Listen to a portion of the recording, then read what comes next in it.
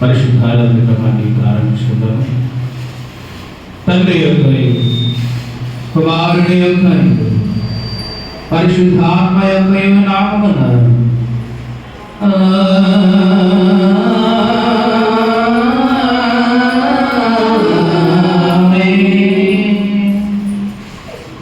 నీ వెలుగును నీ సత్యమునమైనదైన చేయము.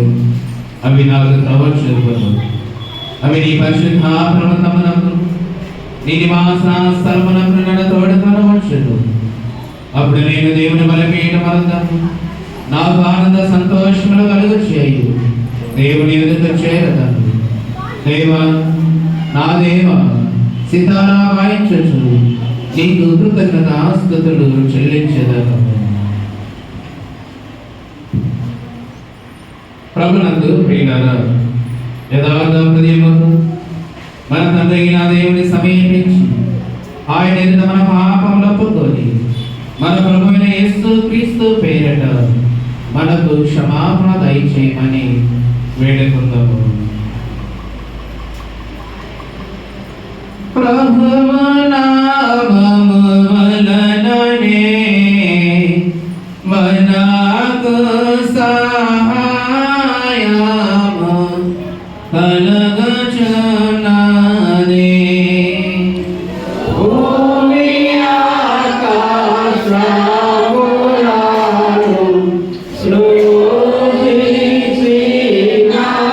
సృజించినవాడు ఆయనే. ప్రభువు సన్నిధిని నాయతి క్రమములు నేను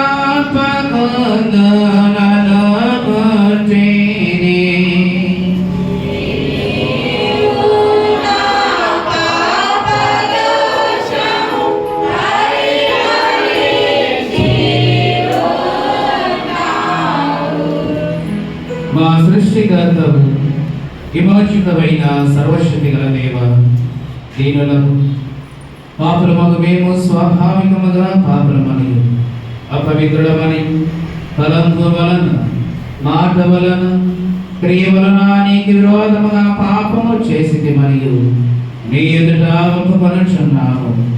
కావున మేము మా ప్రభు యేసుక్రీస్తు నిమిత్తమున నీ కృపను వేడుకొనొచ్చు. విధి లేని కనికరముతో నీ యొద్దకు ఆశ్రమణకై వచ్చుచున్నాము.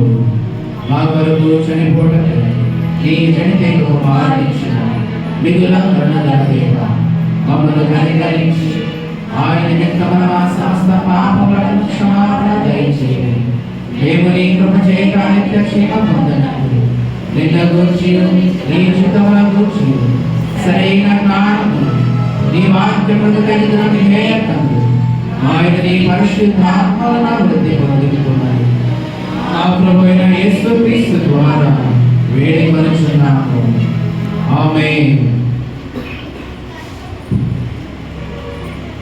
మన పరలోకపు తండ్రి యేసు సర్వశక్తి గల దేవుడు మనలను కనికరించి మన కొరకు చనిపోవడకై తన ఏకకుమారునిచ్చి ఆయన మూలమున మన పాపములన్నిటినీ క్షమించుచున్నాడు. ఆయన నామమున శ్వాసముంచు వారికి దేవుని కుమారుడు అధికారం ఇచ్చుచు వారికి తన పరిశుద్ధాత్మను అనుగ్రహించును. నమ్మి బాప్తిస్మ పొందిన వాడు రక్షింపబడును.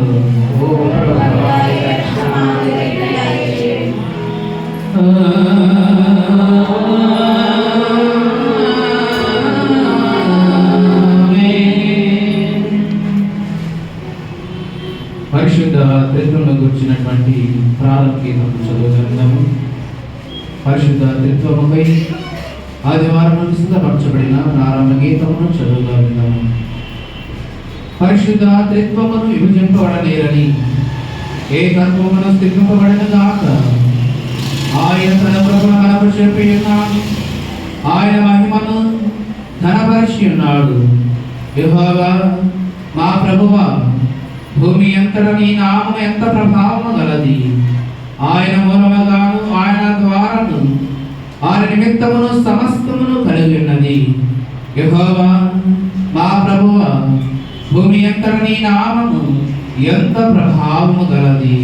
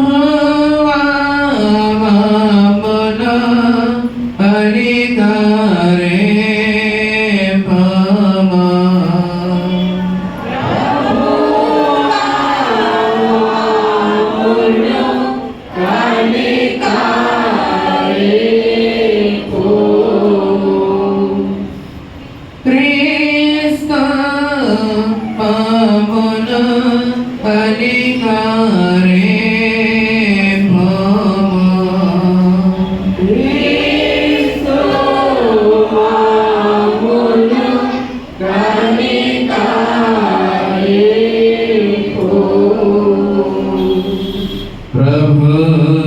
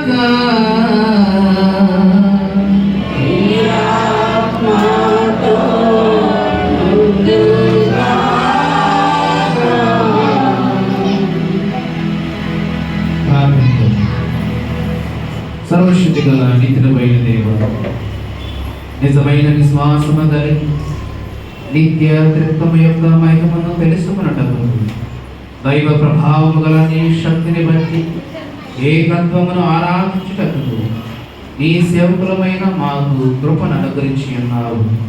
నీ విశ్వాసమందు మమ్మను స్థిరముగా నిలిపి కీడులన్నిటి నుండి కాపాడమని సదా ఏక దేవుడమై యుగయుగముల జీవించుట పరిపాలించుచున్నందుకు నిన్ను వేడుకొనుచున్నాము.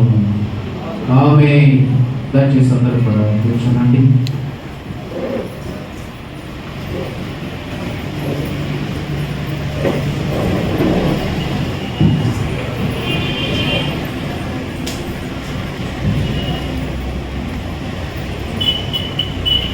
ఆరాధన చేస్తారు. అందరు లేస్తున్నారా? లేచి నిలబడుతున్నారా? పరిశుద్ధ ఆదివారం కొరకై ఏర్పాటు చేయబడిన పాత నిబంధన సాక్షిభాగము చదువుకుంటాము. పాత నిబంధన సాక్షిభాగంలో యెషయా గ్రంథము 6వ అధ్యాయము 1 నుండి 8 వచనాలు కలిగిన లేఖన భాగమును పరిశుద్ధ పాత నిబంధన సాక్షిభాగంగా చదువుతున్నాము. యెషయా గ్రంథము 6వ అధ్యాయం 1వ వచనం నుండి 8 వచనాలు కలిగిన లేఖన భాగమును ప్రసంగకాలు చదివిస్తారు.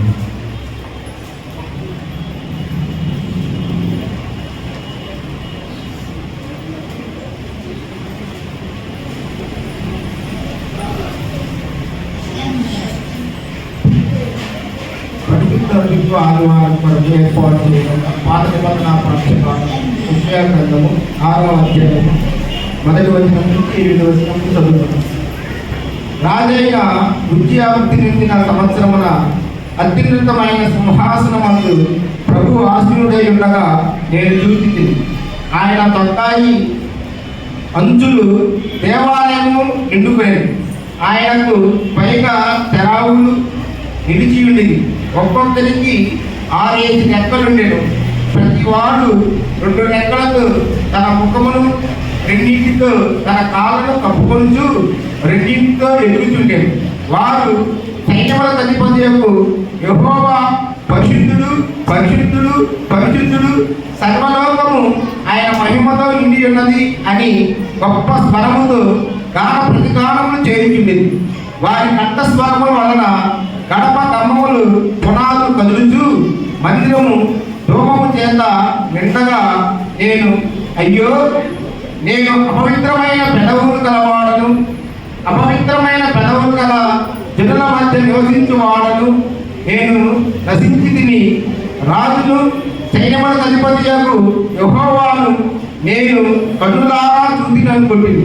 అప్పుడు ఆ శరావులలో ఒకడు తాను బలిపీఠం మీద నుండి కారుతో తీసిన నిప్పును చేత పట్టుకొని నా యొద్దకు ఎగిరి వచ్చి నా నోటికి దాన్ని తగిలించి, ఇది నీ పెదవులకు తగిలను కనుక నీ పాపమునకు ప్రాయశ్చిత్తమాయను, నీ దోషము తొలగిపోయాను. అప్పుడు నేను ఎవరిని పంపెదను, మా నిమిత్తము ఎవరు పోవునని ప్రభు సెలవీయగా వింటిని. అంతటా నేను చిత్తగించుము, నేనున్నాను, నన్ను పంపమనగా ఎంతో పాఠ్య భాగం ముగిస్తుంది.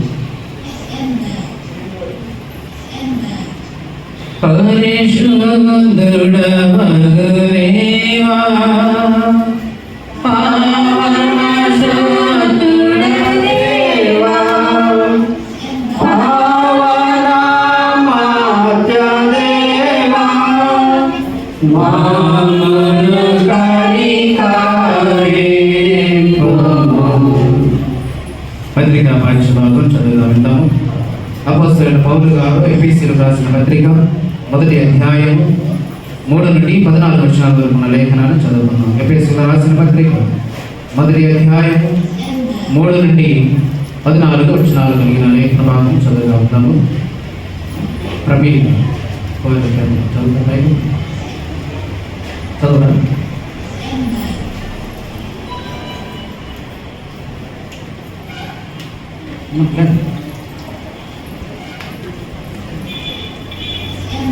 పత్రిక పాఠ్యభాగాన్ని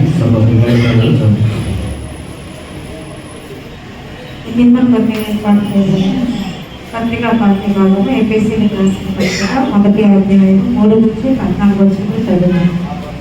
మన ప్రభు అయిన యేసుక్రీస్తు యొక్క తండ్రి అయిన దేవుడు స్తుతింపబడును గాక. ఆయన క్రీస్తునందు పరలోకములలో ఆత్మ సంబంధమైన ప్రతి ఆశీర్వాదమును మనకు అనుగ్రహింపచెను. ఎట్లనగా తన ప్రియనియందు తాను ఉచితముగా మనకు అనుగ్రహించిన తన కృపా మహిమకు కీర్తి కలుగునట్లు తన చిత్త ప్రకారమైన దయా సంకల్పము చొప్పున యేసుక్రీస్తు ద్వారా తనకు కుమారులుగా స్వీకరించుటకై మనలకు ముందుగా తన కోసము నిర్ణయించుకొని మనము తన ఎదుట పరిశుద్ధులమును నిర్దోషములనై ఉండవలెనని జగత్తు పునాది వేయకమునపై ప్రేమ చేత ఆయన క్రీస్తులో మనల్ని ఏర్పరచుకొనిను. దేవుని కృపా మహేశ్వైధన్యమును బట్టి ఆ ప్రియనియందు ఆయన రక్తము వలన మనకు విమోచనము అనగా మన అపరాధములకు క్షమాపణ మనకు కలిగి ఉన్నది. కాలము సంపూర్ణమైనప్పుడు జరగవలసిన ఏర్పాట్లను బట్టి ఆయన తన దయా సంకల్పము చొప్పున తన చిత్తమును కూర్చిన మర్మములను మనకు తెలియజేసి మనకు సంపూర్ణమైన జ్ఞాన వివేచన కలుగుటకు ఆ కృపను మన ఎడల విస్తరింపచేసెను. ఈ సంకల్పమును బట్టి ఆయన పరలోకంలో ఉన్నవే గాని భూమి మీద ఉన్నవే గాని సమస్తమును క్రీస్తునందు ఏకముగా సమకూర్చవలెనని తనలో తాను నిర్ణయించుకొనెను. మరియు క్రీస్తునందు ముందుగా నిరీక్షించిన మనము తన మహిమకు కీర్తి కలుగ చేయవలెనని దేవుడు తన చిత్త ప్రకారమైన సంకల్పమును బట్టి మనలను ముందుగా నిర్ణయించి ఆయన యందు స్వాస్థ్యముగా ఏర్పరచెను. ఆయన తన చిత్తానుసారముగా చేసిన నిర్ణయము చొప్పున సమస్త కార్యములను జరిగించుచున్నాడు. వీరును సత్యవాక్యమును అనగా మీ రక్షణ సువార్తను విని క్రీస్తునందు విశ్వాసముంచి వాగ్దానము చేయబడిన ఆత్మ చేత ముద్రింపబడిన వారి దేవుడి మహిమకు కీర్తి కలుగుటకై ఆయన సంపాదించుకొనిన ప్రజలకు విమోచనము కలుగు నిమిత్తము ఈ ఆత్మ మన స్వాస్థ్యమునకు సత్యకరువుగా ఉన్నాడు. ఇంతటితో పత్రికా పాఠ్య భాగము ఇంత పర్యాయం. హల్లెలూయా హల్లెలూయా హల్లెలూయా. సువార్త పాఠ్యభాగం చదువుకుందాం. పరిశుద్ధ అయిన మత్తయి గారు రాసిన సువార్త పాఠ్యభాగం 28వ అధ్యాయము 16వ వచనం నుండి 20 వచనాలు కలిగిన లేఖన భాగం చదువుకుందాం. మత్తయి గారు రాసిన సువార్త 28వ అధ్యాయము 16వ వచనం నుండి 20 వచనాలు కలిగిన లేఖన భాగమును విజయ్ కుమార్ చదువుకుందాం.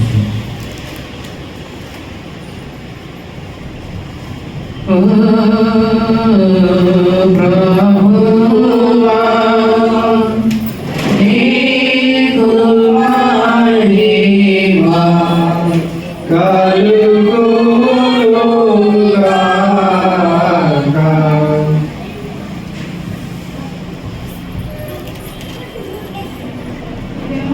ఏర్పాటు చేయబడిన సువార్త పాఠ్యభాగం మత్తయి సువార్త 28వ అధ్యాయము 16 నుంచి 20 వచనాలు చదువుతున్నాం. 11 మంది శిష్యులు యేసు తమకు నిర్ణయించిన గలిలయలోని కొండకు వెళ్ళి వారు ఆయనను చూసి ఆయనకు మొక్కిరి కానీ కొందరు సందేహించారు. అయితే యేసు వారి యొద్దకు వచ్చి పరలోకమందును భూమి మీదను నాకు సర్వాధికారము ఇవ్వబడి ఉన్నది. కాబట్టి మీరు వెళ్ళి సమస్త జనులను శిష్యులుగా చేయండి. తండ్రి యొక్కయు కుమారుని యొక్కయు పరిశుద్ధాత్మ యొక్కయు నామములోనికి వారిని బాప్తిస్మమిచ్చుచు నేను మీకు ఏ ఏ సంగతులను ఆజ్ఞాపించినో వాటన్నిటినీ కైకొనవలెనని వారికి బోధించుడి. ఇదిగో నేను యుగ సమాప్తి వరకు సదాకాలము మీతో కూడా ఉన్నానని వారితో చెప్పి వారి వాటిని ఎంతమంది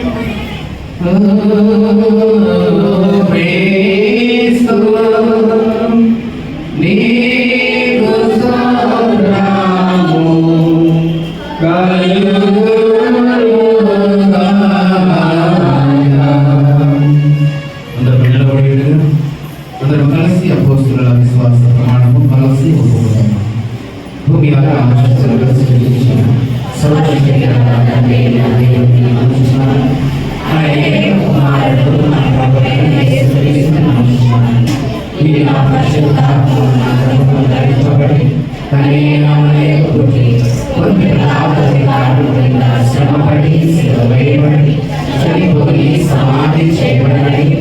మనుష్య లోకములను ఎరిగినని చనిపోయిన వారి నుండి మూడవ దినమున లేచి పరలోకమునకు ఎక్కి సర్వశక్తి గల తండ్రి దేవుని కుడి చేతి వైపున కూర్చుని ఉన్నాడని సజీవులను మృతులను తీర్పు చేయడం అక్కడ నుండి వచ్చినని నమ్ముచున్నాను.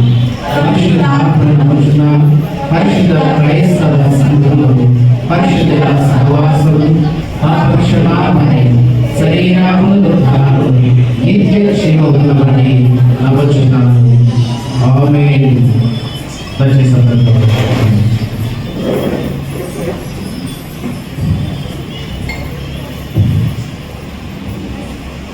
ప్రభునందు ప్రియమైన క్రైస్తవ సంఘమా దేవుని పిల్లారా, పరిశుద్ధ పరిశుద్ధ ఆధారం వరకు ఏర్పాటు చేయబడిన పరిశుద్ధ గ్రంథం వంటి 10 నిమిషాలు మనందరం కూడా దైవ సందేశాన్ని ధ్యానం చేయబోయే ముందుగా సమయంలో మరొకసారి ప్రత్యేకమైన కీర్తనతో దేవుని నామాన్ని మహిమపరచుకొని దేవుని వాక్యాన్ని మనం కనపడబెడతాము. ఈ సమయంలో ప్రత్యేకమైన కీర్తన పాట వినిపించడానికి మన దగ్గరని సుందరరావు గారు అలాగే విద్యను సుందరరావు గారి సమయంలో ప్రత్యేకమైన కీర్తన పాట వినిపించిన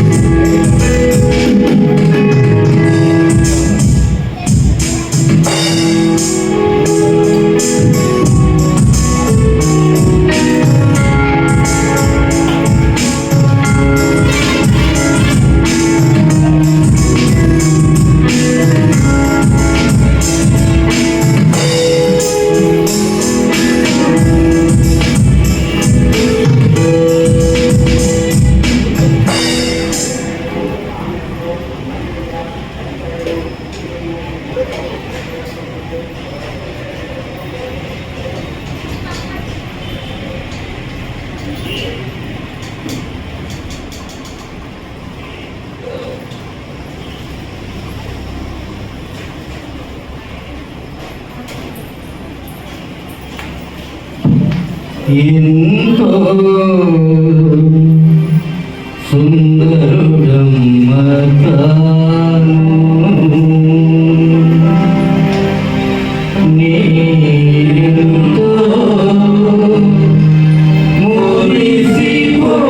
మురిసిపోయాను.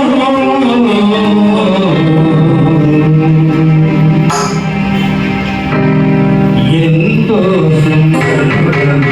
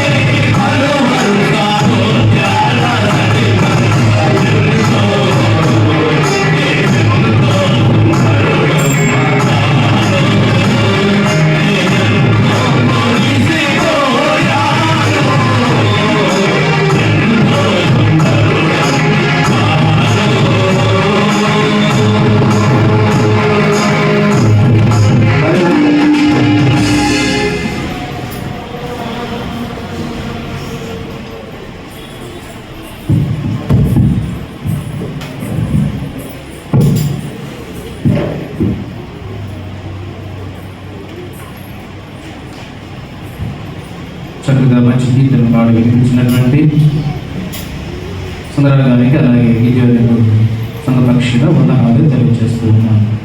ప్రియులుగా దయచేసి మరొకసారి మాత్రం నేర్చుకున్నట్లయితే ఈ వార్షిక తీసుకొని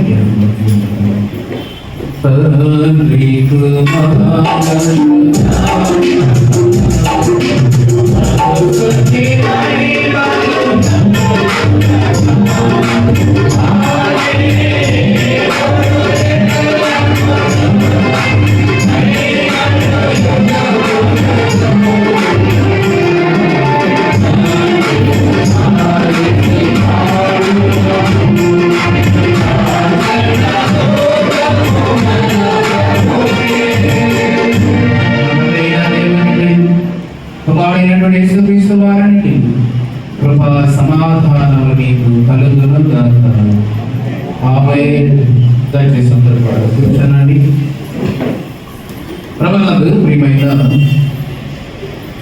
దేవుని సంగమ ప్రియులారా, మొదటిగా మీ అందరికీ కూడా ప్రభువు రక్షకుడైన యేసుక్రీస్తు వారి ప్రశస్త నామములో మీ అందరి శుభాలు హృదయపూర్వకమైన వందనాలు చెల్లించుకుంటూ ఉన్నాను.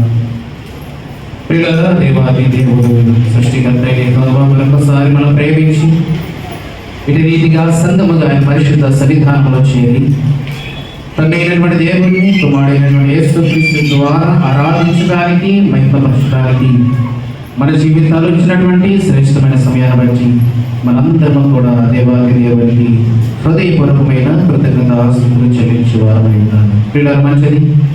ఇంతవరకు కూడా చక్కగా పాటల ద్వారా ఆరాధన ద్వారా దేవుడి నామాన్ని పరిశునామం 10 నిమిషాలు దైవ సందేశాన్ని మనందరం ధ్యానించుకుంటాము.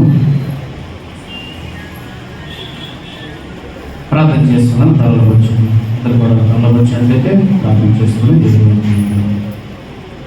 మహాపరిశుద్ధుల కృప కలిగిన మా తండ్రి, ప్రేమ నమ్మకం కలిగిన గొప్ప దేవ, మీకు చెల్లిస్తున్నాము నాయన.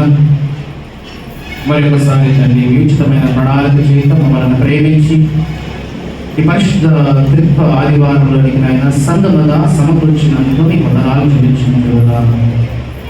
నా ఎదురు బిడ్డలకు లేనటువంటి గొప్ప ధన్యతను మహాభాగ్యమును మీ పిల్లలుగా మమ్మల్ని ప్రేమించి నేను మాకు ఇచ్చినటువంటి శ్రేష్టమైన అవకాశాన్ని బట్టి నాయన మీ సన్నిధానంలో చేరి మీకు వాడినటువంటి యేసుక్రీస్తు ద్వారా నాయన తండ్రిగా ఉన్నటువంటి మిమ్మల్ని ఆరాధించడానికి మహిమపరచడానికి మిమ్మల్ని కీర్తించడానికి మమ్మల్ని సంగముగా స్థిరపరిచినందుకు వందనాలు చెల్లించుకుంటున్నాను.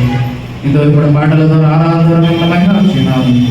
10 నిమిషాలు నాయన చదవనటువంటి లేఖన భాగం నుండి కొన్ని మాటలు నాయన మేమందరం కూడా వినడానికి ఆసక్తి కలిగి ఉంటూ ఉండగా నాయన మీ పిల్లలుగా మాకు ఈ మాటలైతే అవసరము, మా ఆత్మీయ జీవితాన్ని మార్చుకోవడం కొరకై, ఆత్మీయంగా మేము నాయన స్థిరపరచడం కొరకై దైవ సంబంధమైన మాటలు మాకు ఏమి అవసరమైనదో ఆ మాటలు మాత్రమే మాతో మాట్లాడి ఆ విన్నటువంటి మాట చొప్పున తండ్రి మా జీవితాలలో పరివర్తన ఆత్మీయ అభివృద్ధి పొందుకోవడానికి కృప దయచేయండి.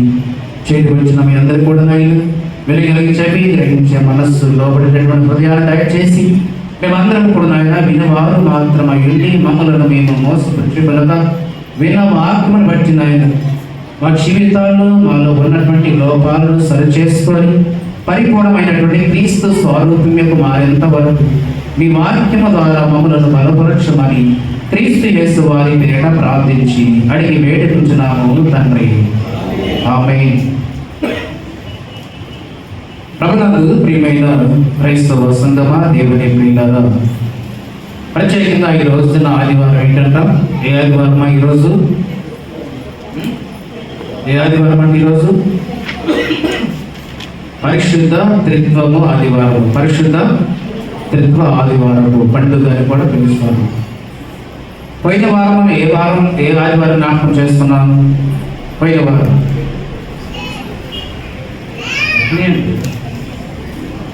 ఏ వారం? పోయిన ఆదివారం ఏ పండుగ? పెంతెకొస్తు పండుగ. పెంతెకొస్తు అనగా ఏం మాట్లాడుకున్నాం పోయిన వారం మనం? పెంతెకొస్తు అనగా, పెంతెకొస్తు దినం అనగా, పెంతెకొస్తు పండుగ అనగా, పెంతెకొస్తు ఆదివారం అనగా దేనికి సాదృశ్యంగా ఉంది అనే విషయాన్ని మనం పోయిన వారం మాట్లాడుకున్నాం.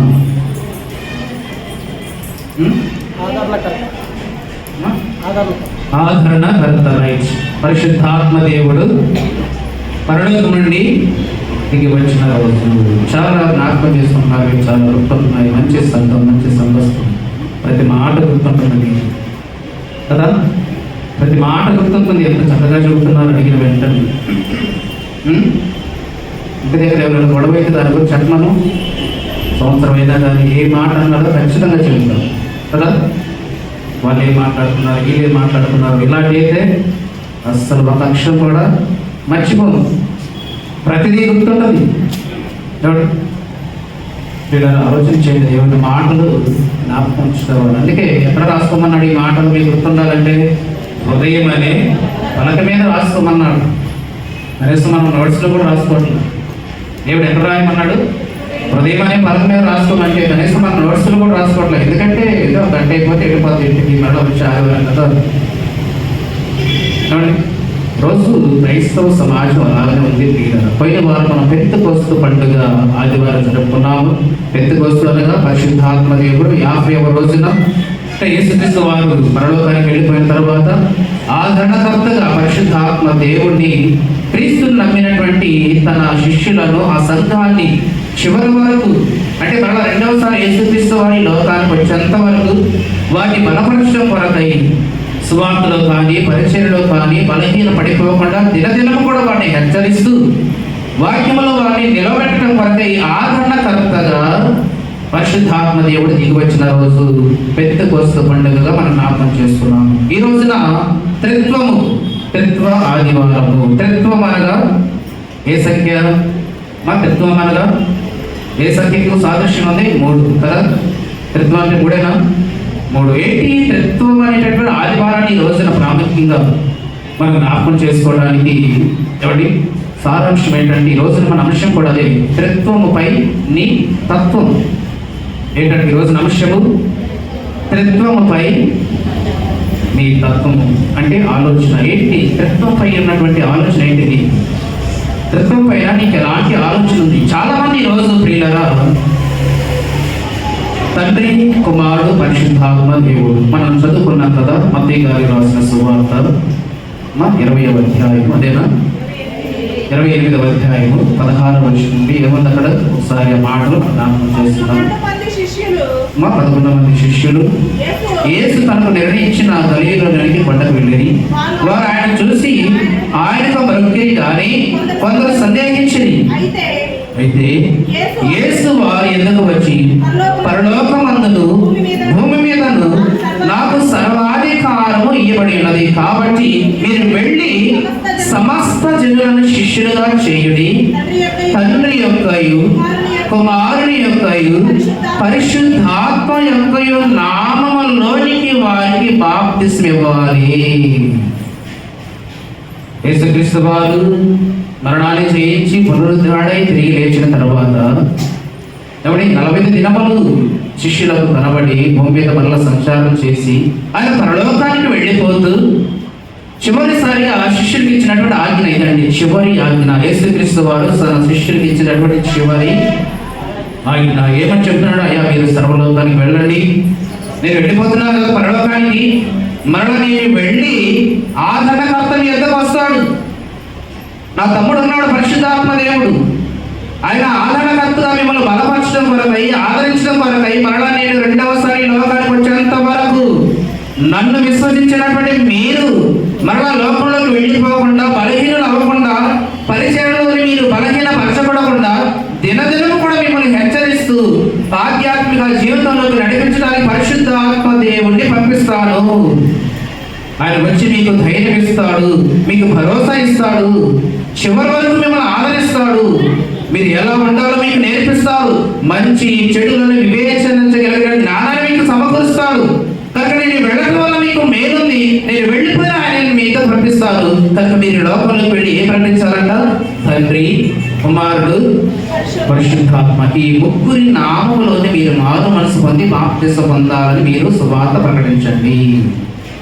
చాలా మందికి ప్రియులారా ఈ రోజున ఈ త్రిత్వంపై ఉన్నటువంటి తత్వం, అందుకే ఈ రోజున అంశం కూడా అదే పెట్టండి. త్రిత్వంపై ఉన్న తత్వం. ఈ తత్వం అంటే ఆలోచన ఎలా ఉందంటే, త్రిత్వం అనగా ఎలా ఉందంటే ఈరోజు క్రైస్తవ సమాజానికి చాలా మంది కొన్ని సంఘాల వారు ఎవరి కొన్ని సంఘాల వారు త్రిత్వం అనగా తండ్రే యేసుక్రీస్తుగా వచ్చాడని, మన యేసుక్రీస్తు వారే చనిపోయి శిలువ మరణాన్ని పొంది చనిపోయి పునరుద్ధారుడై పరలోకానికి వెళ్ళి మళ్ళీ యేసుక్రీస్తు వారే మరొక మారు వేషాన్ని ధరించుకొని పరిశుద్ధాత్మగా ఈ లోకానికి వచ్చాడని అర్థమవుతుంది మాట. తండ్రే కుమారుడిగా వచ్చాడు మారు వేషం వేసుకొని, మరలా కుమారుడే పరిశుద్ధాత్ముడిగా ఈ లోకానికి వచ్చాడు. అంటే ఒక్కడే 3 వేషాలు అంటే 3 పాత్రలు పోషించాడు. అర్థమవుతుంది మాట మీకు. ఒక్కడే 3 పాత్రలు పోషించాడని కొన్ని సంఘాల వారు అనుకుంటే, మరికొన్ని సంఘాల వారేమో లేదు తండ్రి తండ్రికినే ఉన్నాడు, కుమారుడు కుమారుడినే ఉన్నాడు, పరిశుద్ధాత్ముడే ఉన్నాడని మరికొన్ని సంఘాల వారి యొక్క ఆలోచన. ఇంతకు అసలు ఏది వాస్తవం? ఇంతకి ఒక్కడు వేరుగా వచ్చాడా, లేదా ఒక్కడే మారు వేషాలు వేసుకొని ముగ్గురుగా ఈ లోకానికి వచ్చాడా, లేదా ముగ్గురుగా ఉండి ఎవరి పాత్ర వారు పోషించారా? ఏది వాస్తవము, ఏది నమ్మాలి? మీ ఆలోచన ఏంటి ఈ త్రిత్వంపై? అందుకే ఈ రోజున త్రిత్వంపై మీ తత్వం, మీ ఆలోచన ఏంటి అనేది మనం ఆలోచన చేస్తే ప్రియులారా, యేసుక్రీస్తు వారు చెబుతున్నటువంటి మాట మన బైబిల్ పరిశీలన చేయాలి. ఏదైనప్పటికీ బైబిల్ని పరిశీలన చేయాలి. మత్తయి గారు రాసిన సువార్త 3వ అధ్యాయము 16వ వచనాన్ని ప్రియులారా మనం చూడగలిగితే, సాక్షాత్తు యేసుక్రీస్తు వారు చెబుతున్నటువంటి మాట చాలా జాగ్రత్తగా మీరు అబ్జర్వ్ చేయాలి, ఈ విషయాన్ని పరిశీలన చేయాలి. సాక్షాత్తు యేసుక్రీస్తు వారు చెబుతున్నటువంటి మాట ఏమన్నాడు అక్కడ? మత్తయి సువార్త 3వ అధ్యాయం 16వ వచనం నుంచి, యేసు బాప్తిస్మం పొందిన వెంటనే నీళ్ళలో నుండి ఒడ్డునకు వచ్చెను. ఇదిగో ఆకాశము తెరవబడెను, దేవుని ఆత్మ పావురము వలె దిగి తన మీదకు వచ్చుట చూచెను.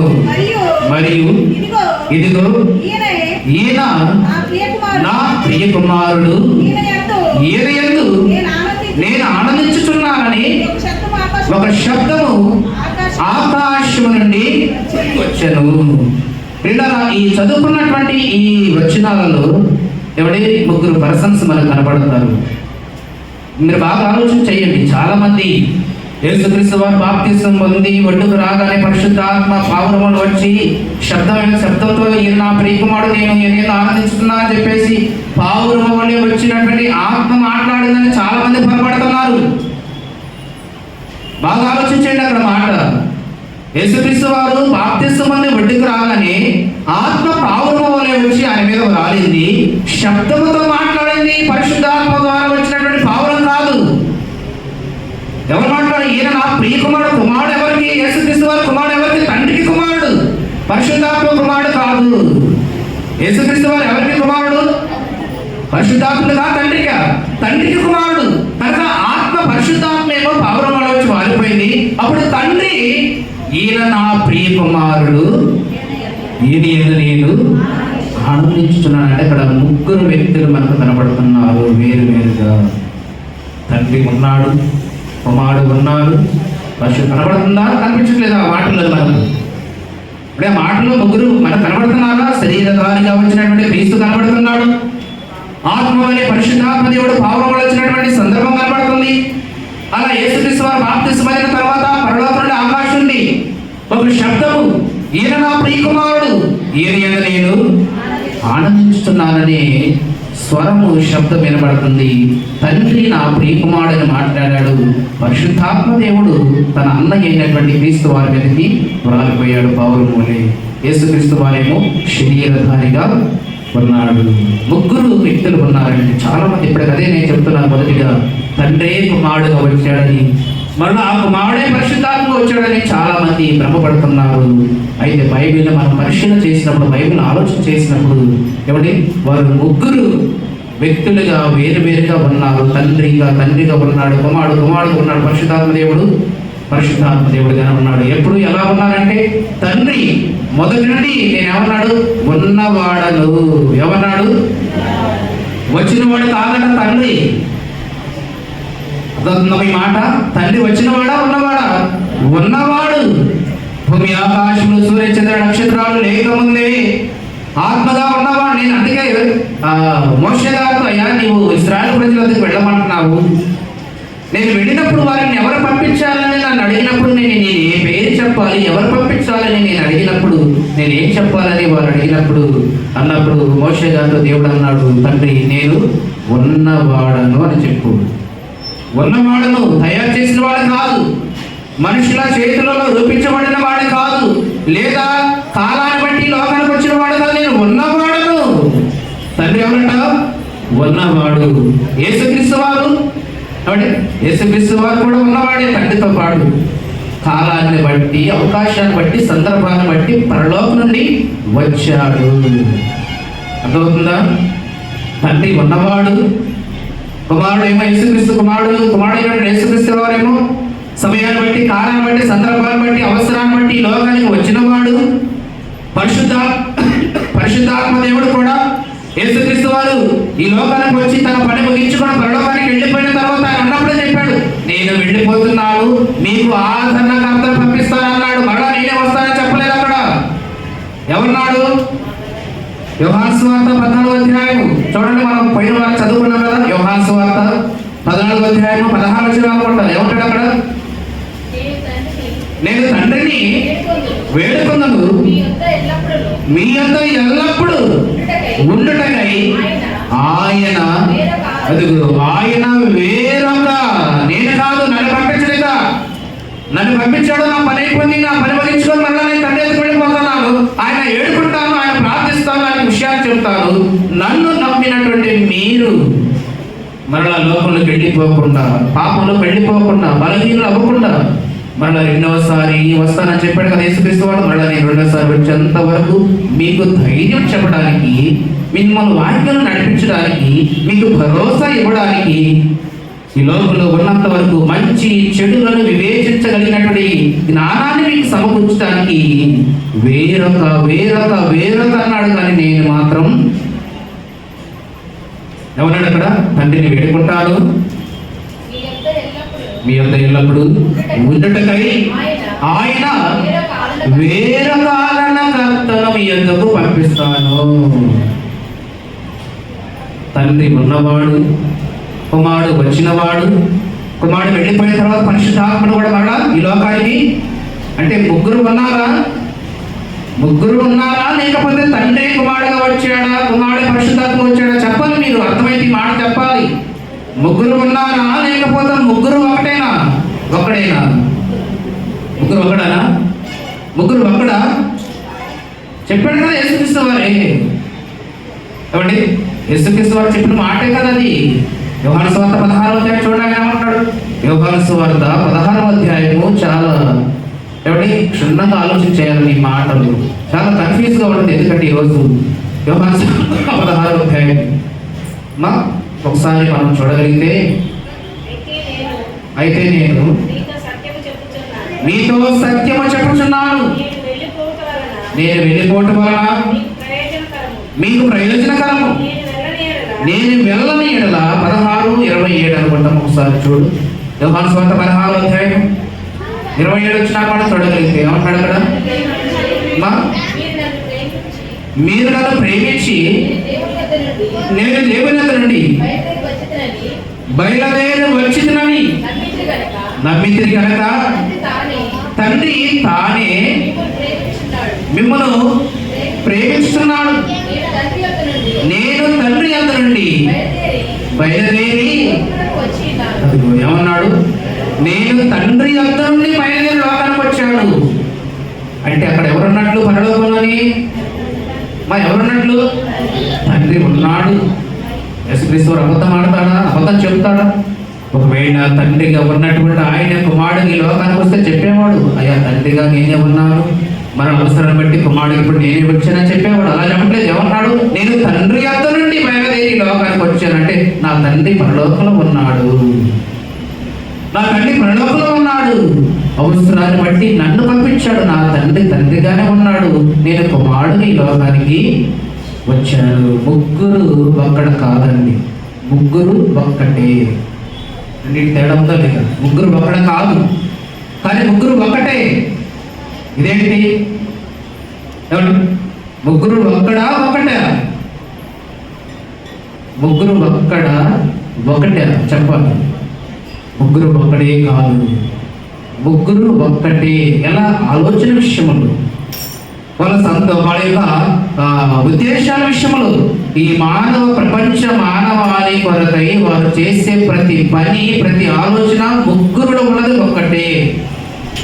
ఆలోచన విషయంలో ఒకటి, వ్యక్తులుగా ఒకడు కాదు. తండ్రిగానే ఉన్నాడు, కుమారుడుగానే ఉన్నాడు, పరిశుద్ధాత్మగానే ఉన్నాడు. వారి అవసరం బట్టి వారి బాధ్యతను, వారి ప్రణాళికలు తన పిల్లలుగా మన పట్ల నెరవేర్చారు. తండ్రి కుమారుడుగా వేషం మార్చుకొని రాలేదు, కుమారుడు వేషం మార్చుకొని పరిశుద్ధాత్మ రాలేదు. వారి పనులు ఖచ్చితంగా జరిగించాడు. తండ్రిగా వారి పట్ల ఉన్నటువంటి ప్రేమ ఏంటో చూపించాడు. కుమారుడుగా మన కొరకు చేయవలసింది ఏంటో శిలువ యజ్ఞం జరిగించాడు. పరిశుద్ధాత్మ దేవుడు మనం నడిపించే విషయంలో మనకు భరోసాగా, ఆదరణకర్తగా ముగ్గురు వారి పనిని జరిగిస్తూనే ఉన్నారు. ఎప్పటికీ ఈ ఆలోచన మనకు విడిపోవాలి. ఈ ఆలోచన మనకి, ఈ త్రిత్వంపై ఉన్నటువంటి ఆలోచన మనకి ఈరోజు క్లియర్ అవ్వాలి. ముగ్గురు ఉన్నారని నమ్మాలండి. అందుకే తండ్రి కుమారుడు ఏం చెప్తున్నాడు? పరలోకానికి వెళ్ళిపోతే మధ్యస్వార్థ మంచుకుంటున్నాడు కదా. తండ్రి యొక్కయు కుమారుని యొక్కయు పరిశుద్ధాత్మ యొక్కయు నామములు మీరు బాప్తిసం. అంటే అంతకుముందు ఎలా పొందారు అంటే, యేసుక్రీస్తు వారి ఈ మాట చెప్పకముందు, యేసుక్రీస్తు వారి ఈ ఆజ్ఞ ఇవ్వకముందు వారు ఎలాంటి బాప్తిసం పొందారు? ఎవరి నామంలో బాప్తిసం పొందారు? అప్పుడు పరిశుద్ధాత్మ దేవుడు వచ్చాడా? యేసుక్రీస్తు వారి ఈ మాట చెప్పాడు కానీ పరిశుద్ధాత్మ దేవుడు లోకానికి రాలేదు. బాగా వినాలి మీరు ఈ మాట. యేసుక్రీస్తు వారు శిష్యులతో ఈ మాట చెప్పే టయానికి పరిశుద్ధాత్మ దేవుడు భూమి మీద ఉన్నాడా లేదంటే లేడు అని వెళ్ళిపోయిన తర్వాత కదా వచ్చేసింది. యేసుక్రీస్తు వారు పరలోకానికి వెళ్ళిపోయిన తర్వాత పరిశుద్ధాత్మ దేవుడు వచ్చాడు. మరి పరిశుద్ధాత్మ దేవుడు రాకముందు వారు ఏ నామంలో బాప్తిసం పొందారు అని మనం ఆలోచన చేస్తే, అపోస్తల కార్యములు 8వ అధ్యాయము 15వ వచనం చూడండి పిల్లరా. అపోస్తల కార్యములు 8వ అధ్యాయము 15వ వచనము ఒకసారి మీరందరూ కూడా చూడాలి. వీరు వచ్చి వారి పరిశుద్ధాత్మను పొందవలనని వారి వరకు ప్రార్థన చేసి, అంతకుముందు వారిలో ఎవరి మీదను ఆయన దిగి ఉండలేదు. వారు ప్రభువైన యేసు నామమున, అదిగో యేసు నామమున మాత్రమే బాప్తిసం పొందారు. ఎప్పుడు? పరిశుద్ధాత్మ దేవుడు వారి మీద దిగక ముందు. పరిశుద్ధాత్మ దేవుడు ఎప్పుడు దిగారు వారి మీద కంటే? పెంతెకోస్తు పండుగ రోజు. పోయిన వారం అదే మాట్లాడుతున్నాం. పరిశుద్ధాత్మ దేవుడు ఎప్పుడు దిగాడు భూమి మీద కంటే? పెంతెకోస్తు పండుగ రోజు. ఈయన పరలోకానికి వెళ్ళిపోయిన తర్వాత ఆయన దిగి వచ్చాడు. ఈయన పరలోకానికి వెళ్ళిపోయిన తర్వాత ఎవరు? యేసుక్రీస్తు వారు పరలోకానికి వెళ్ళిపోయిన తర్వాత పరిశుద్ధాత్మ దేవుడు దిగి వచ్చాడు. అప్పటి వరకు ఆయన ఎవరి మీద కూడా రాలేదు. కనుక వారికి పరిశుద్ధాత్మ దేవుడు ఉన్నాడన్న సంగతి కూడా తెలుసా? తెలియదు.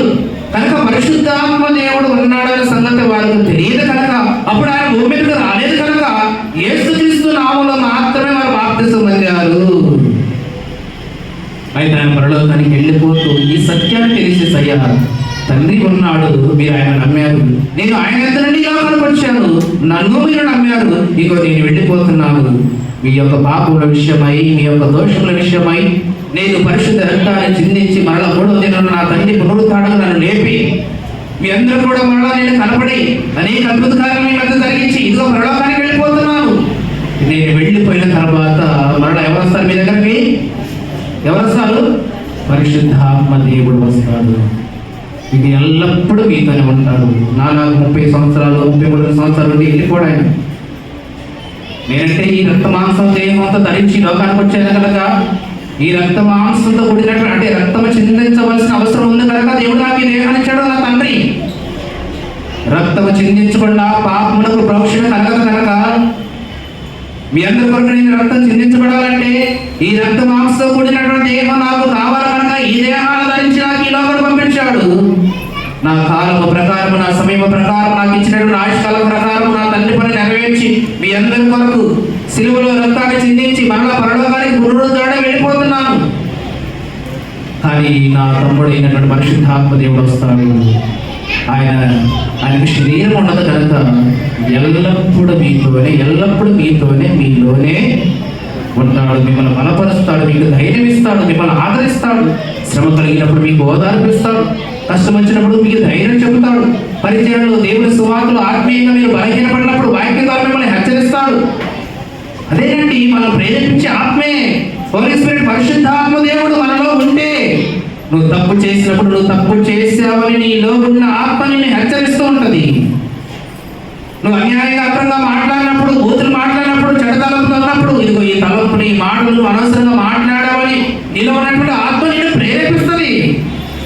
అది పరిశుద్ధాత్మ యొక్క ప్రభావం. మన పైన మనం చదువుకున్న పరిశుద్ధాత్మ అంటే పడగొట్టేవాడు కాదు. ఎవరంట? నిలబెట్టేవాడు.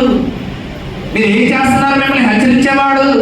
మీరు తప్పు మార్గంలో, తప్పు త్రోవలో వెళుతున్నప్పుడు ఈ మార్గం సరైనది కాదని మిమ్మల్ని హెచ్చరించి మంచి మార్గానికి నడిపించమని ఆలోచన చెప్పేవాడు. ప్రార్థన చేయడం తెలియనప్పుడు, తండ్రిని అడగడం తెలియనప్పుడు ఎలా ప్రార్థన చేయాలో, ఎలా తండ్రిని అడగాలో మీలో ఉండి ప్రేరేపించి ఆత్మ ద్వారా మాట్లాడించేవాడు పరిశుద్ధాత్మ దేవుడు. మిమ్మల్ని సర్వ సత్యములోనికి నడిపించేవాడు. ఇదిగో ఈ కార్యక్రమాలన్నీ చేసేవాడే పరిశుద్ధాత్మ దేవుడు. కనుక ఆయన మిమ్మల్ని పడగొట్టేవాడు కాదు, నిలబెట్టగలిగేవాడు. కనుక ఈ ముగ్గురు ఉన్నారని నమ్మాలి. తండ్రి ఉన్నాడని నమ్మాలి, కుమారుడు ఉన్నాడని నమ్మాలి, పరిశుద్ధాత్మ దేవుడు ఉన్నాడని నమ్మాలి. ఈ ముగ్గురు ఉన్నారని నమ్మాలి. ముగ్గురు వేరువేరుగా ఉండి వారి వారి అవసరాలను బట్టి, వారి వారి పనిని బట్టి మన పట్ల వారి ధర్మాన్ని నెరవేర్చారనే విషయాన్ని మనం నమ్మాలి. తండ్రిగా మన పిల్లలకు, తన పిల్లలకు ఏం కావాలి ఇవన్నీ సమస్తాన్ని కూడా, ఈ ప్రకృతిని, ప్రకృతిలో ఉన్న సమస్తాన్ని కూడా తన పిల్లలుగా వారి అవసరం కొరకు తండ్రి ఆజ్ఞాపించాడు. ఆజ్ఞాపించినటువంటి తర్వాత తన కుమారుడైన యేసుక్రీస్తు వారు ఈ సమస్తాన్ని మాట చేత కలిగించాడు. కలిగించినటువంటి కుమారుడు మన అవసరం నిమిత్తమై, పాప పరిహార నిమిత్తమై రక్తం చిందించడానికి లోకానికి వచ్చి ప్రాణ ప్రయత్నం చేశాడు. అలా ప్రాణ ప్రయత్నం సేకరించినటువంటి మనందరం, క్రీస్తు అంగీకరించిన మనందరం కూడా మరల లోకంలోకి పడిపోకుండా, మరల పాపంలోకి పడిపోకుండా రెండవ రాకడ వరకు మనం ఎంతవరకు మనలను వాక్యముల బలపరచడం కొరకై, మనకు ధైర్యం కొరకై, మనలను ఆత్మీయంగా నడిపించడం కొరకై మూడవ వ్యక్తిగా పరిశుద్ధ ఆత్మదేవుడి లోకానికి వచ్చాడు. అందుకే ప్రారంభంలోనే మనం అంటారు కదా, మన పోలిక చొప్పున. ఎవరన్నారు వాళ్ళు? 6 దినములు సృష్టిని తయారు చేసిన తర్వాత, ఏమండి 5 దినముల సృష్టిని తయారు చేసిన తర్వాత 6వ దినమున మానవుని యొక్క రూపకల్పన జరిపించడం వరకు వారు మాట్లాడే మాట ఏంటి? ఆది కాండలోని మన దేవుడు, అది ఏమన్నాడు? దేవుడు మన స్వరూపమనందు. మన స్వరూపం అన్నది ఎంతమంది ఉన్నట్లు అక్కడ ఒకడు మాత్రం కాదని మనకు అర్థమవుతుంది. మన అనే మాట ఏకవచనమా, బహువచనమా? చెప్పండి. అంటే ఒకడికి మించి ఉన్నారు. అంటే ఎప్పటి నుంచి? నా పరిశుద్ధాత్మ దేవుడు, కుమారుడు యేసుక్రీస్తు వారు, తండ్రి, వీళ్ళు ముగ్గురు మొదటి నుండి ఉన్నారు. అందుకే యేసుక్రీస్తు వారు కూడా వచ్చాడు. ఆయన కూడా ఉన్నవాడే, వచ్చాడు. శరీరాన్ని ధరించి లోకానికి వచ్చాడు. ఆయన కూడా మొదటి నుండి ఉన్నాడు. అసలు ఈ శూన్యముగా ఉన్నప్పుడే వీళ్ళు ముగ్గురు ఉన్నారు, సృష్టి లేకముందే. అందుకే ఏమన్నారు? మన పోలిక చొప్పున. మన పోలిక చొప్పున మనకి ఏ ఆకారం అయితే ఉందో, ఏ పోలిక అయితే ఉందో ఆ పోలిక ఈ నరులకు ఇచ్చేద్దాం. మన పోలిక అంటే ఎంతమంది అన్నట్లు అక్కడ? ఒకడికి మించి ఉన్నట్లని మనకు అర్థమవుతుంది. ఒకడు మాత్రము కాదని మనకు అర్థమవుతుంది.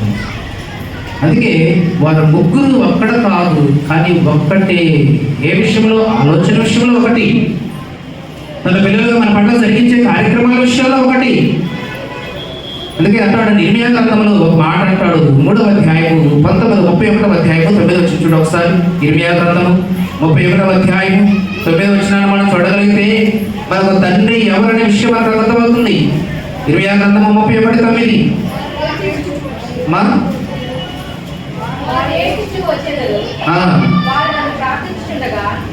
63 చూడమ్మా. యెషయా గ్రంథం 63:16. యెషయా గ్రంథము 63:16 వచ్చిన చూడండి ఒకసారి. యెషయా గ్రంథం 63:16 వచనం ఏమన్నాడు అక్కడ? మాకు తండ్రివి నీవే. అమ్మా అబ్రహాము మమ్మల్ని ఎరుగగా పోయినను, ఇశ్రాయేలు మమ్మను అంగీకరించకపోయినవు. యెహోవా నీవే మా తండ్రివి. అనాది కాలం నుండి విమోచకుడని అది విమోచకుడు పని నీకు వేరే కదా. ఎవరంట తండ్రి మనకు? యేసుక్రీస్తు వారా యెహోవా? ఏమండి? యేసుక్రీస్తు ప్రభువు, యేసుక్రీస్తు వారు కుమారుడండి. మనందరకు అన్న లాంటి వాడు. ఎందుకంటే తండ్రికి మొట్టమొదటి కుమారుడు యేసుక్రీస్తు వారే. ఏకైక కుమారుడు, ప్రియమైన కుమారుడు. ఇశ్రాయేలు ప్రజలు అన్నారు, యెహోవా అబ్రహాము ఎవరో మాకు తెలియకపోయినా, ఇశ్రాయేలు ప్రజలు మమ్మల్ని అంగీకరించకపోయినా, యెహోవా నీవే మా తండ్రివి. ఎప్పటి నుండి? తరతరాల నుండి, యుగాల నుండి, భూమి ఆకాశములు సృష్టి కలగముందే మా తండ్రివి నీవే కదా. ఏమన్నాడు అక్కడ? 91 కీర్తనలు కూడా అంటాడు కదా. ఏమంటే 91 కీర్తనలు కూడా అంటాడు కదా. తరతరముల నుండి మాకు నివాస స్థలము నీవే. పర్వతముల పుట్టక మొదలు, భూమి లోకము పుట్టక వరకు, యుగ యుగములు నీవే దేవుడవు. తండ్రి యెహోవా. యెహోవా దేవుడు మనందరికీ తండ్రి. యేసుక్రీస్తు వారు కూడా తండ్రి ఆయనే. యేసుక్రీస్తు వారు తండ్రి కాడు, ఆయన కుమారుడు. ఎవరి మాటలు మీరందరూ కూడా విశ్వసించాలి, నమ్మాలని బైబిల్ చెప్తున్నాడు సత్యం. ఇప్పటికీ చాలా మందికి క్రైస్తవ సమాజంలో ఉన్నటువంటి కన్ఫ్యూజన్ అంటే అంతా కూడా తండ్రి కుమారుడు వచ్చాడేమో, మరలా కుమారుడే పరిశుద్ధాత్మ వచ్చాడేమో, మరలా పరిశుద్ధాత్మ దేవుడే మరలా రెండవసారి లోకానికి వస్తాడేమో, ఇలాంటి కన్ఫ్యూజన్తో కొంతమంది ఉంటే, మరి కొంతమంది ఏమో లేదు తండ్రిగా ఉన్నాడు, కుమారుడుగా ఉన్నాడు, పరిశుద్ధాత్మగా ఉన్నాడు. ముగ్గురు వ్యక్తులుగా వేరైనప్పటికీ వారి యొక్క స్వభావము, వారి ఆలోచన ముగ్గురు ఒక్కటి అనే భావాన్ని కొంతమంది కలిగి ఉన్నాం. ఎందుకు బైబిల్ మనం ప్రశ్న చేస్తే బైబిల్ చదివిస్తున్నటువంటి మాట ఏంటంటే, యేసుక్రీస్తు వారు చెప్పాడు కదా, ఏమండి, పరలోకం నుండి పరిశుద్ధాత్మ గౌరవం వచ్చింది. తండ్రి ఏమో ఈయన నా ప్రియకుమారుడు, ఈయన నేను ఆనందించుతున్నాననే స్వరం వినపడింది. యేసుక్రీస్తు వారేమో భూమి మీద నుండి బాప్తిస్మము తీసుకున్న సందర్భాన్ని మనకు కనబడుతుంది. అంటే ముగ్గురు వేరుగా ఉన్నప్పటికీ వారి ముగ్గురు యొక్క ప్రణాళిక, వారి ముగ్గురు యొక్క ఆలోచన, వారి యొక్క ముగ్గురు యొక్క ఉద్దేశము ఒక్కటే. ఇప్పుడు మనందరం కూడా వ్యక్తులుగా వేరు ఆకారాలు కలిగి ఉన్నప్పటికీ, మనమందరము కూడా వ్యక్తులుగా వేరు ఆకారాలు, వేరు వ్యక్తులుగా వేరు ఆకారాలు కలిగి ఉన్నప్పటికీ, దేవుని పక్షంగా యేసుక్రీస్తు రక్తంలో కడగబడినటువంటి మనం అందరము ఎలా ఉండాలంట? ఒక్కటిగా ఉండాలి. మన భావాలు ఒకటిగా ఉండాలి, మన ఆలోచనలు ఒకటిగా ఉండాలి, మనం చేసే పని ఒకటిగా ఉండాలి. మనమందరం ఒకటే, ఏకపక్షంగా ఉండాలి. ఏక సంఘమును, ఏక తాత్పర్యం కలిగి ఉండాలన్నాడు పౌలు గారు. ఏక సంఘం అంటే ఒకే సంఘముగా ఉండాలి. ప్రపంచంలో ఎన్ని సంఘాలున్నా క్రీస్తు రెండవ రాకడలో ఎత్తబడే సమయానికి ఈ సంఘాలన్నీ కూడా వాక్యానికి అనుకూలమైనటువంటి ఏక సంఘముగా మారిపోవాలి. అప్పుడు మాత్రమే సార్వత్రిక సంఘముగా ఎత్తబడేది. నా సంఘం అనుకుంటే ఉపయోగం లేదు. ఇక్కడ నువ్వు ఏ సంఘంలో ఉన్నావు? క్రీస్తు అనే పునాది మీద వేయబడిన సంఘంలో ఉన్నావా? అయితే వాక్యాన్ని అనుసరించి కలిగి ఉండాలి. బైబిల్ ఏం చెబుతుందో అదే జరిగించాలి. బైబిల్ ఏం మాట్లాడుతుందో అదే కార్యక్రమాలు జరిగించాలి. మన సొంత ఉద్దేశాలు ఉండకూడదు, మన ఆచారాలు ఉండకూడదు, మన కార్యక్రమాలు ఉండకూడదు. అది దేవుడి సంఘం. ప్రపంచంలో ఎన్ని సంఘాలు ఉన్నాయి, ఈ సంఘాలన్నీ కూడా క్రీస్తు పక్షంగా ఒకటిగా ఉన్నారు, ఒకే సంఘంగా మారిపోవాలంట. వ్యక్తులుగా మనం ఎంతమంది ఉన్నా ఆలోచన విషయంలో ఎలా ఉండాలంట? ఎలా ఉండాలి? వేరు భావాలు కలిగి, వేరు తాత్పర్యం కలిగి, వేరు ఉద్దేశాలు కలిగి ఉండకూడదు. 1000 మంది ఉన్నా, 2000 మంది ఉన్నా ఒకే భావం, ఒకే ఆలోచన, ఒకే తాత్పర్యం, ఒకే ఉద్దేశం. అది క్రీస్తు సంఘం. యేసుక్రీస్తు వారు కూడా కలిగింది. తండ్రి కుమారుడు పరిశుద్ధాత్మ వారు ముగ్గురుగా వ్యక్తులుగా వేరుగా ఉన్నా వారి ఆలోచనలు ఒకటి, వారి ఉద్దేశాలు ఒకటి, వాళ్ళ ప్రణాళిక ఒకటి. మనలను నిత్య జీవానికి నడిపించడమే వారి ముగ్గురు ఉన్నటువంటి ప్రాముఖ్యమైన ఉద్దేశం. అందుకే తండ్రి మనం ప్రేమించాడు, పాపంలో ఉన్నప్పుడు ప్రేమించి తన కుమారుడిలో పంపించాడు యేసుక్రీస్తు వారిని.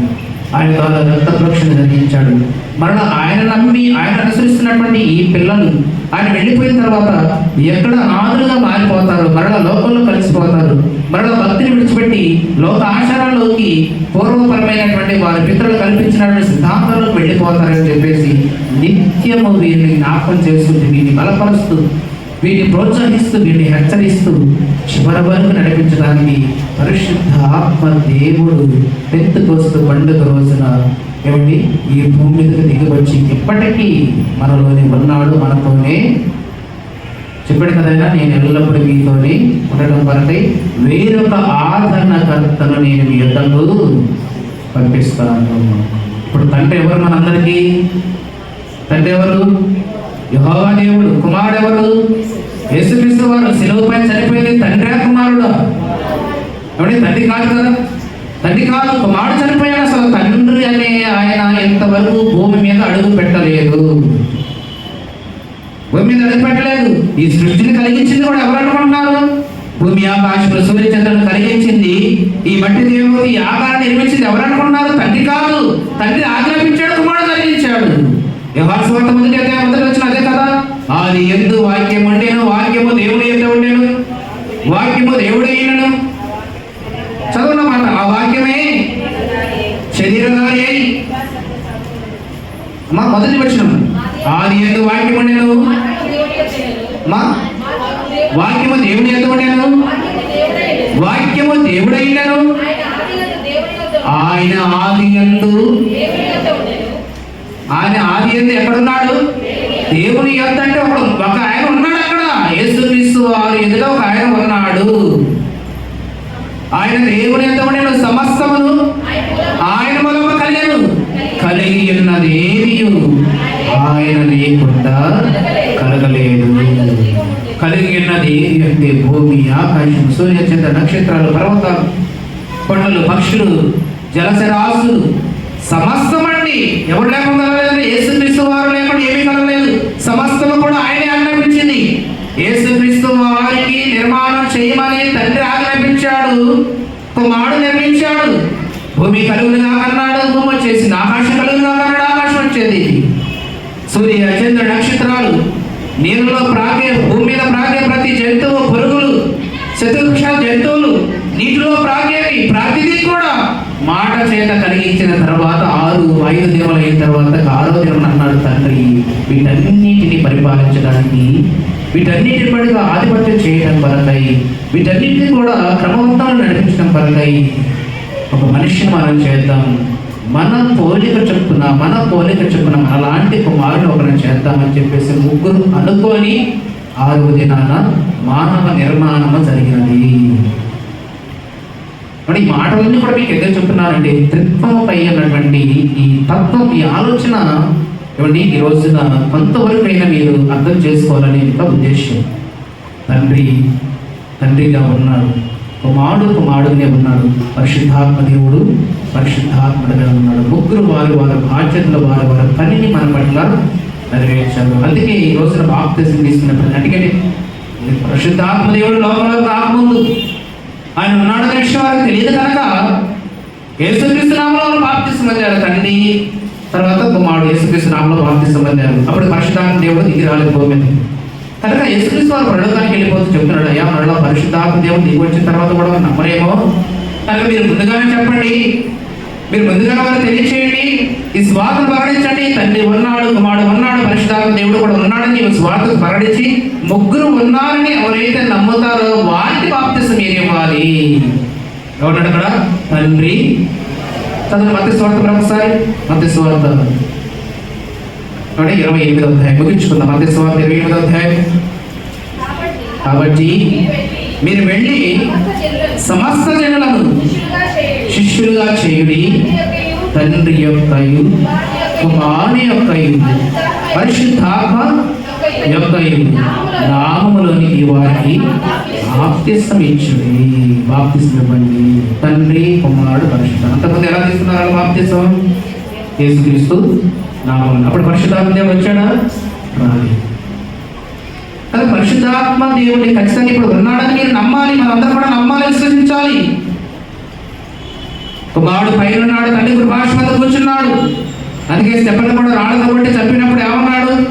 కాబట్టి తన కన్నులు ఎత్తి అపొస్తలుల కార్యములు 7వ అధ్యాయం ఉంటుంది అనుకుంటా, ఆకాశం వైపు చూసినప్పుడు ఎవరు కనిపించారట ఆయనకు? ఆకాశంలో కుడి పార్శ్వమందు యేసుక్రీస్తు వారు ఆశీనుడైనటువంటి సందర్భాన్ని అక్కడ జ్ఞాపకం చేస్తున్నాడు స్టెఫెను గారు.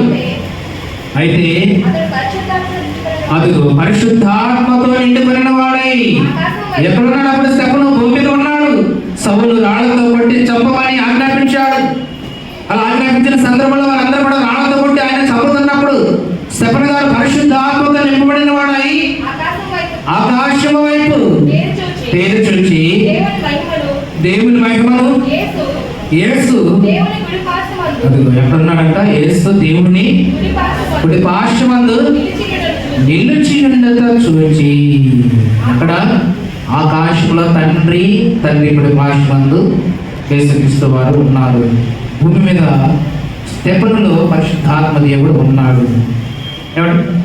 ఆ యేసుక్రీస్తే పరిశుద్ధాత్మ దేవుడు ఈ లోకానికి వస్తే మరి తండ్రి కుడి పార్శ్వమందు కూర్చుంది ఎవరు కదా? తండ్రి కుడి పార్శ్వమందు కూర్చుంది ఎవరు? ఆలోచన చేయాలి కదా. ఇది చాలా కన్ఫ్యూజన్ అయిన సబ్జెక్ట్ అండి.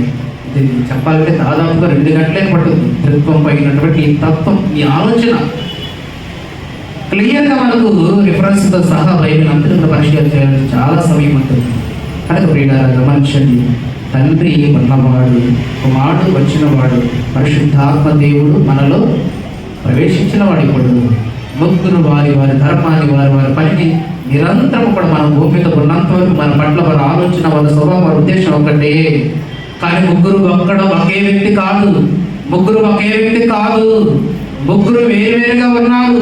కానీ వారి ముగ్గురు ఆలోచనలు ఒకటి, వారి ముగ్గురు ఉద్దేశాలు ఒకటి, మన పట్ల వారు జరిగించే కార్యక్రమాలు ఒకటి. మన మీద వరకు, మన ఉద్దేశం వరకు వారు చేసే ప్రతి ప్రణాళిక ఒకటైనది. తండ్రి ఉన్నవాడు, కుమారుడు మన కొరకు ప్రాణం పెట్టాడు. పరిశుద్ధాత్మ దేవుడేమో మనలోని ప్రవేశించి మనకు నీతి న్యాయముల గురించి, చెడుల గురించి, అబద్ధము గురించి, మోసం గురించి, విచారం గురించి, వీటిగా ఏది మంచిదో, ఏది చెడో, ఏ మార్గంలో వెళ్ళాలో నిత్యం కూడా నిన్ను ప్రేరేపిస్తూ నిన్ను నడిపించే ఆత్మే పరిశుద్ధాత్మ దేవుడు. ఆయన నీలోనే ఉంటాడు, నీతోనే ఉంటాడు చివరి వరకు. వచ్చి వెళ్ళిపోయేవాడు కాదు, పడగొట్టేవాడు కాదు, నిన్ను నిలబెట్టేవాడు భక్తిలోని. లోకంలో పడిపోకుండా, పాపంలో పడిపోకుండా నిత్యం కూడా నిన్ను నిలబెట్టి నిత్య రాజ్యానికి వారసుడు చేయడం కొరకే వచ్చాడు పరిశుద్ధాత్మ దేవుడు. అందుకే ఆయనను ఆదరణకర్తగా ఈ లోకానికి దేవుడు పంపించాడు. చివరి మాట చదువు ముగించుకున్న తీతు పత్రిక 3వ అధ్యాయం 5వ వచనం. తీతు రాసిన పత్రిక 3వ అధ్యాయం 5వ వచనం చివరి మాట మనం ఈ లేఖ భాగాన్ని ముగించుకుందాము. తీతు రాసిన పత్రిక 3వ అధ్యాయము 5వ వచనం. ఏమన్నాడు అక్కడ? మనము నీతిని అనుసరించి చేసిన క్రియల మూలముగా, మనము నీతిని అనుసరించి చేసిన క్రియల మూలముగా తన కనికరము చొప్పుననే పునర్జన్మ సంబంధమైన స్నానము ద్వారాను పరిశుద్ధాత్మ మనకు నూతన స్వభావమును కలుగు చేయడం ద్వారాను మనలను రక్షించను. తండ్రి ఏమో దేవుడి సృష్టి మనకు కావాలని ఆజ్ఞాపించాడు. మొదటి నుండి కూడా ఉన్నవాడు. కుమారుడేమో ప్రమాణతత్వం ఉన్నటువంటి మానవ జాతి కొరకు రక్తం చిందించాల్సిన అవసరం ఉంది కనుక తన కుమారుడికి దేహాన్ని ధరించి ఈ లోకానికి పంపించాడు యేసుక్రీస్తు ప్రభుల వారిని. ఆ యేసుక్రీస్తు వారి యొక్క రక్తము ద్వారా మనందరికీ ఈ పాపం నుండి విమోచన కలిగించాడు. ఈ పాపములోని ప్రాయశ్చిత్తం పొందినటువంటి మనం అందరం కూడా మరలా పరలోకానికి చేరడం వరకు ఇద్దరు కొంతమంది రక్షణ పొందవలసిన వారే ఉన్నారు కనుక వారు కూడా రక్షణ పొందేంత వరకు యేసుక్రీస్తు వారు పరలోకానికి వెళ్ళిపోవాలి. ఎందుకంటే ఆయన పని ముగించబడింది, పరలోకానికి వెళ్ళిపోవాలి.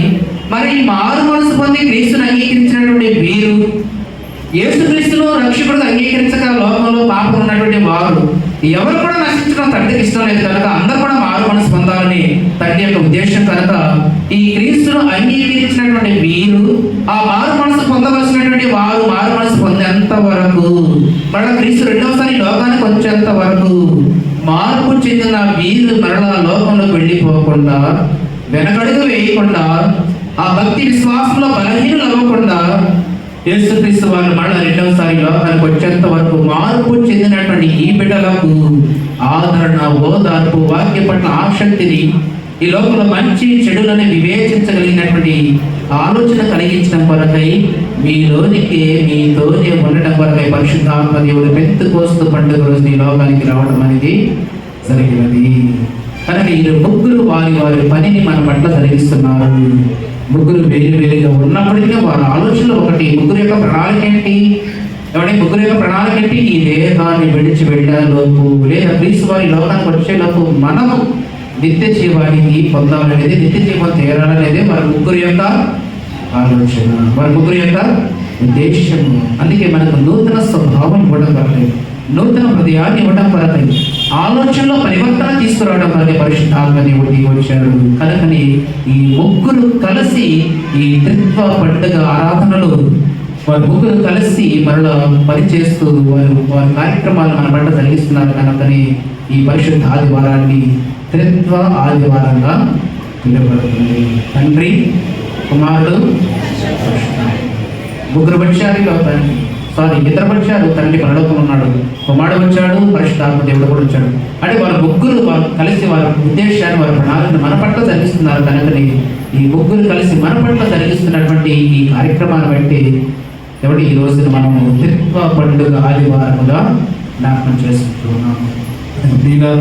దేవుడు మనతో సెలవిచ్చినటువంటి మాటను బట్టి పరిశుద్ధాత్మ దేవుడు మన పట్ల జరిగించే కార్యక్రమాలు క్షుణ్ణంగా మనం ఆలోచన చేసుకొని ఆత్మ నడిపింపును బట్టి, ఆత్మ మన పట్ల చూపించే కార్యక్రమాలను బట్టి మనమందరం కూడా లోకానికి బయలై క్రీస్తు మార్గములు, క్రీస్తు వారు పరిశుద్ధాత్మ దేవుడు తండ్రి మనకిచ్చినటువంటి ఆజ్ఞలను అనుసరిస్తూ మన యేసుక్రీస్తు వారి రెండవ రాకడ లోకానికి వచ్చి మనందరూ కూడా ఒక సంగముగా, సర్వత్ర సంగముగా లోకానికి చేర్చేంత వరకు మనందరూ కూడా ఆత్మ నడిపింపుతో పరిశుద్ధాత్మ దేవుడు హెచ్చరించినటువంటి మాటను బట్టి, పరిశుద్ధాత్మ దేవుడు చూపించినటువంటి త్రోవలు, ఆ మార్గం మనందరూ కూడా భక్తి విశ్వాసంతో కొనసాగాలని కోరుకుంటూ అట్టి కాపుదల సంరక్షణ పరిశుద్ధాత్మ దేవుడు మనందరూ కూడా ఇవ్వాలని కోరుకుంటూ ఈ కొద్ది మాటలను నేను ముగిస్తున్నాను. దేవుడు తన పరిశుద్ధ వాక్యం దీవించి ఆశీర్వదించును దాకా.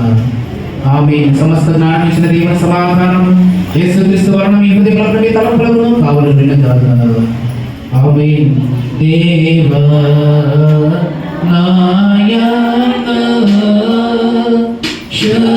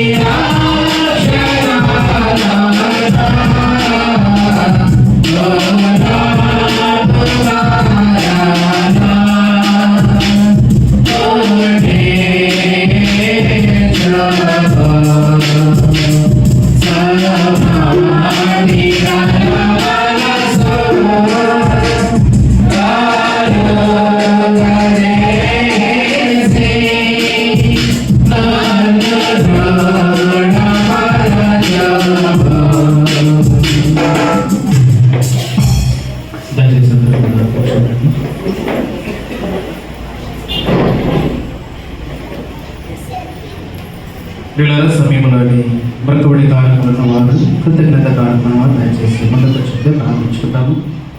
దేవుడు చేసిన మేలను బట్టి బ్రతకబడి కార్యక్రమం వారు కృతజ్ఞత కార్యక్రమం వారు దయచేసి మొదటి చెప్తే ప్రారంభించుకున్నాము.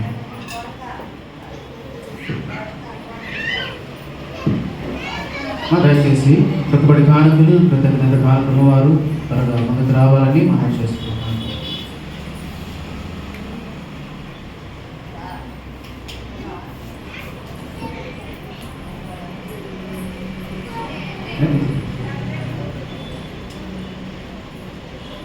చేస్తాం. తల వంచండి, ప్రార్థించుకుందాం. మమ్మల్ని మిక్కిలిగా ప్రేమించిన మా ప్రియ మన తండ్రి, మీ పరిశుద్ధ బాధలకు నాయన వినలేనటువంటి వందనములు స్తుతులు స్తోత్రం చెల్లించుకుంటున్నాను.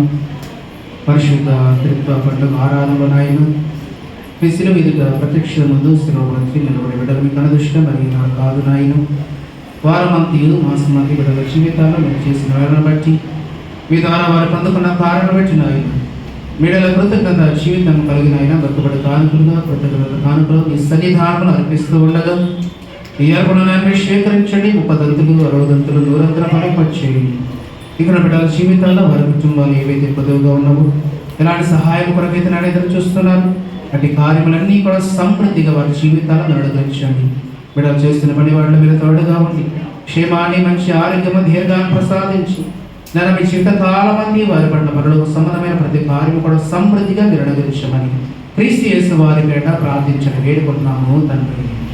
ఆమేన్. తండ్రి, కుమార పరిశుద్ధాత్మ త్రియేకదేవుని సదాకాలం కుటుంబాలకు మీకు కలిగిన సమస్తముకు చేసిన ప్రతి కార్యములను తోడై నడిపించును గాక.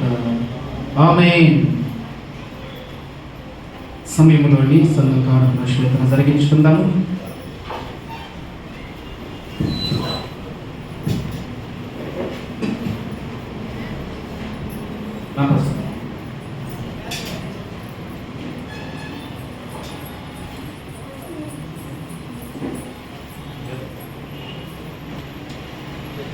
ప్రార్థన చేసుకుంటాం.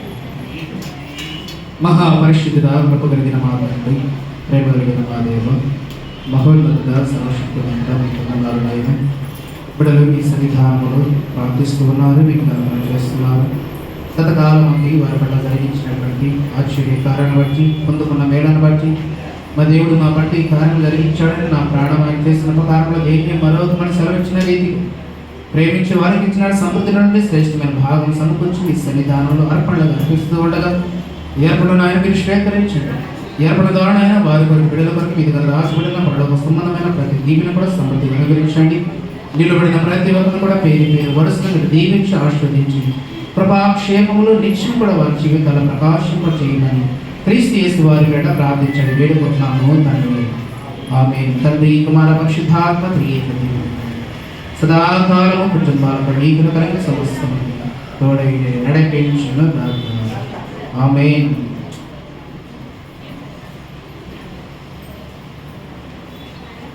సమయంలోని కీర్తన పాడుకోగా పాడతారు. వారి రాణి చిన్నారి సమయంలోని కీర్తన పాడుతూ ఉండగా సంఘకాల పురుషులు జరిగించండి.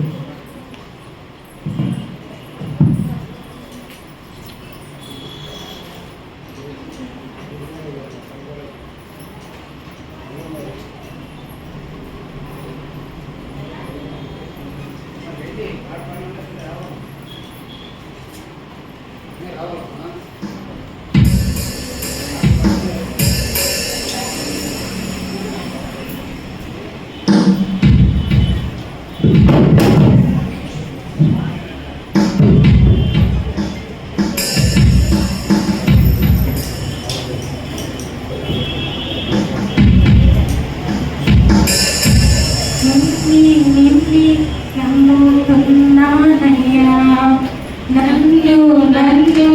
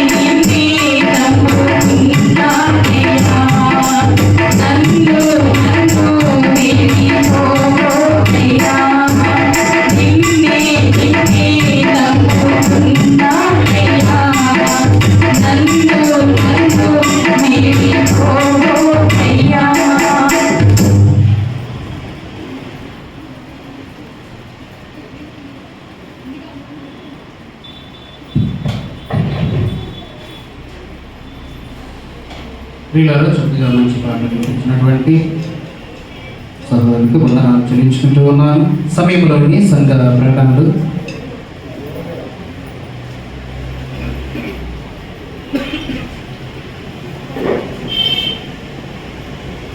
వీళ్ళ సమయంలోని సంఘ ప్రకటనలు వచ్చే ఆదివారము జూన్ మాసంలోని మొదటి ఆదివారం కనుక ఈ మొదటి ఆదివారం ఆరాధనలో సంస్కారము జరిగించబడుతున్నది కనుక సంఘమంతి కూడా విషయాన్ని జ్ఞాపకం చేసుకొని వచ్చే ఆదివారం జరిగేటటువంటి సంస్కారపు ఆరాధనలో మీరందరూ కూడా ప్రార్థనా పూర్వకంగా సిద్ధపడి ప్రభు సన్నిధికి రావాలని ప్రేమతో మీరందరూ కూడా మనం చేస్తూ ఉన్నారు. పిల్లలు ఆదివారం జరిగేటటువంటి సంస్కార ఆరాధన కొరకు మన ప్రియులు దేవుని దాసులు కొమ్మ ఇందిరా గారి కుటుంబం నుండి ప్రత్యేక రాక్షసం కొరకు ప్రభు యొక్క శ్రమ మరణ పునరుద్ధానం జ్ఞాపకం చేసుకునే క్రమంలోని మరి యొక్క రొట్టె ద్రాక్షారసం కొరకు ప్రియులు కొమ్మ ఇందిరా గారి కుటుంబాన్ని వారు స్పాన్సర్ చేస్తున్నారు కనుక దేవుడు ఇచ్చినటువంటి మంచి ఆలోచన బట్టి దేవుడు వారి కుటుంబాన్ని దీవించాలని ప్రార్థిస్తున్నారు. అలాగే ప్రతి శుక్రవారం కూడా ఉదయము 11 గంటల నుంచి ఉపవాస ప్రార్థన జరుగుతున్నది. అలాగే సాయంకాలం 7:30 గంటల నుంచి సంఘ ప్రార్థన సహవాసం ఉంటుంది. ప్రతి బుధవారం 7:30 గంటల నుంచి 9:30 గంటల వరకు స్త్రీల సమాజం జరుగుతున్నది. ప్రతి నెలలో 2వ శుక్రవారము మరి సంపూర్ణ రాత్రి ప్రార్థన సహవాసము. ఈ కార్యక్రమాలన్నీ కూడా చక్కగా పరిశుద్ధ దేవాలయంలో దక్షిణ ప్యారిష్ నందు మరి జరిగినవి. దయచేసి సంఘమంతి కూడా ఈ కార్యక్రమాలన్నీ కూడా జ్ఞాపకం చేసుకొని సమయానికి ఆత్మీయంగా మీరు సిద్ధపడినట్లు దేవుని కార్యక్రమాల్లో పారిభాగోత్సవాలని మనం చేస్తూ ఉన్నాను.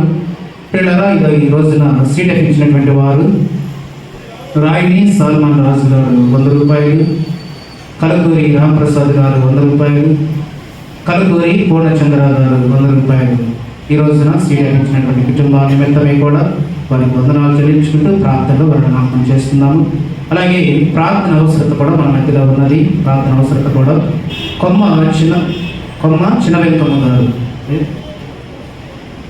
చిన్నవెంకమ్మ గారికి మరి రాత్రి కాల సమయంలోని ఆయాసం ఎక్కువగా ఉండటం వలన పిడుగురాల హాస్పిటల్లో వారిని చేర్పించారు కనుక వారికి దేవుడు మంచి ఆరోగ్యం ఇవ్వాలని, స్వస్థత కలిగించాలని, వాళ్ళ క్షేమంగా వారు తిరిగి మన ప్రాంతానికి సంఘానికి చేరాలని మరి సంఘమంతి కూడా ప్రార్థన చేయాలని కుటుంబ సభ్యులు కోరుతున్నారు కనుక మరి చిన్న వెంకమ్మ గారికి ఉన్నటువంటి అస్వస్థత నుండి పరిశుద్ధాత్మ దేవుడు క్షేమాన్ని మంచి ఆరోగ్యం సమకూర్చినట్టు మనందరం కూడా ప్రార్థనలో జ్ఞాపకం చేసుకోవాలని మరొకసారి మీ అందరికి కూడా మనం చేస్తూ ఉన్నాము. ఇదేనా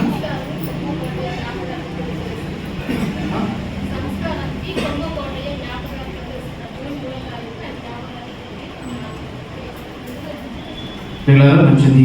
2వ తారీఖున జూన్ 2వ తారీఖున ఆదివారము మనం తీసుకునేటటువంటి సంస్కార ఆరాధనలోని మరి రొట్టె ద్రాక్షారసం కొరకు మన పిల్లలు కొమ్మ పార్టీ గారి యొక్క జ్ఞాపకాలు వారు జూన్ 3వ తారీఖున ప్రభువులందరూ నిర్ణయించడం జరిగింది కనుక వారి యొక్క మరణాన్ని జ్ఞాపకం చేసుకుంటూ మరి కుమార్తె ఇందిరా గారు సంస్కారం కొరకు రొట్టె ద్రాక్షారసమును ఇవ్వడం జరుగుతుంది. అందుని బట్టి వారి కుటుంబానికి వారికి వందనాలు చెల్లించుకుంటూ వారిని కూడా మనం ప్రార్థనలో జ్ఞాపకం చేసుకున్నాం. క్రీడారి సమీపంలోని వివాహ ప్రకటన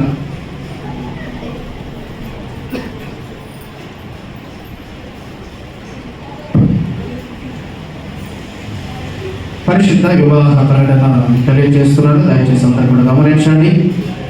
పల్నాడు జిల్లా దాచేపల్లి మండలం దాచేపల్లి గ్రామ వాస్తవ్యుడు శ్రీ పగడిపల్లి వెంకటేశ్వరుడు అలాగే సుందర గారు శ్రీమతి కుమారి గారి యొక్క కుమారుడు చిరంజీవి పగడిపల్లి రాజేష్ వయస్సు 25 సంవత్సరాలు అను ఆయనకుడు పల్నాడు జిల్లా నేకరకల్లి మండలం కొండపల్లి గ్రామ వాస్తవ్యుడు శ్రీ పల్లం యేసుబాబు శ్రీమతి రత్నకుమారి యొక్క కుమార్తె చిరంజీవి సౌభాగ్యవతి పల్లం కేసీఆర్ వయస్సు 23 సంవత్సరాలు అను ఆమెకలు దేవుని ఏర్పాటు ప్రకారము 10/6/2024 అనగా జూన్ మాసంలోని 10వ తారీఖున 2024 సంవత్సరం నందు సోమవారం ఉదయం 11 గంటలకు క్రీస్తు నూతన దేవాలయము దక్షిణ ప్యారిష్ నందు మరి నాచే పరిశుద్ధ వివాహము జరిగించబడు నిశ్చయమైనది కనుక వీరి పరిశుద్ధ గృహస్థ జీవనంలో వర్ధిల్లినట్టు వారి నిమిత్తమై సంఘమును ప్రార్థన చేయవలనని కోరుచున్నారు.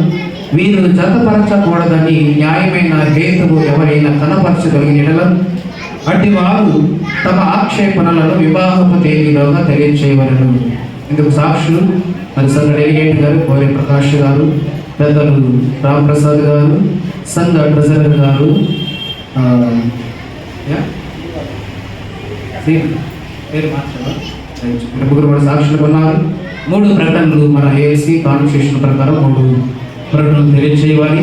కనుక 26/5/2024 కనుక ఈ రోజున మొదటి వివాహ ప్రకటనగా మీ అందరికీ కూడా తెలియజేస్తున్నాను. కనుక ఈ పరిశుద్ధ వివాహము క్షేమంగా, దీవెనకరంగా, ఆశీర్వాదకరంగా జరిగించలాగున 20 కుటుంబాలకు పరిశుద్ధాత్మ దేవుడు క్షేమాన్ని అనుగ్రహించలాగున మరి సంఘమంతా కూడా ప్రతిరోజు మీ ప్రార్థన అవసరతలో వీటిని జ్ఞాపకం చేసుకోవాలని మరొకసారి మీ అందరూ కూడా మనం చేస్తూ మొదటి వివాహ ప్రకటనగా దీన్ని మీకు తెలియజేస్తూ ఉన్నాను.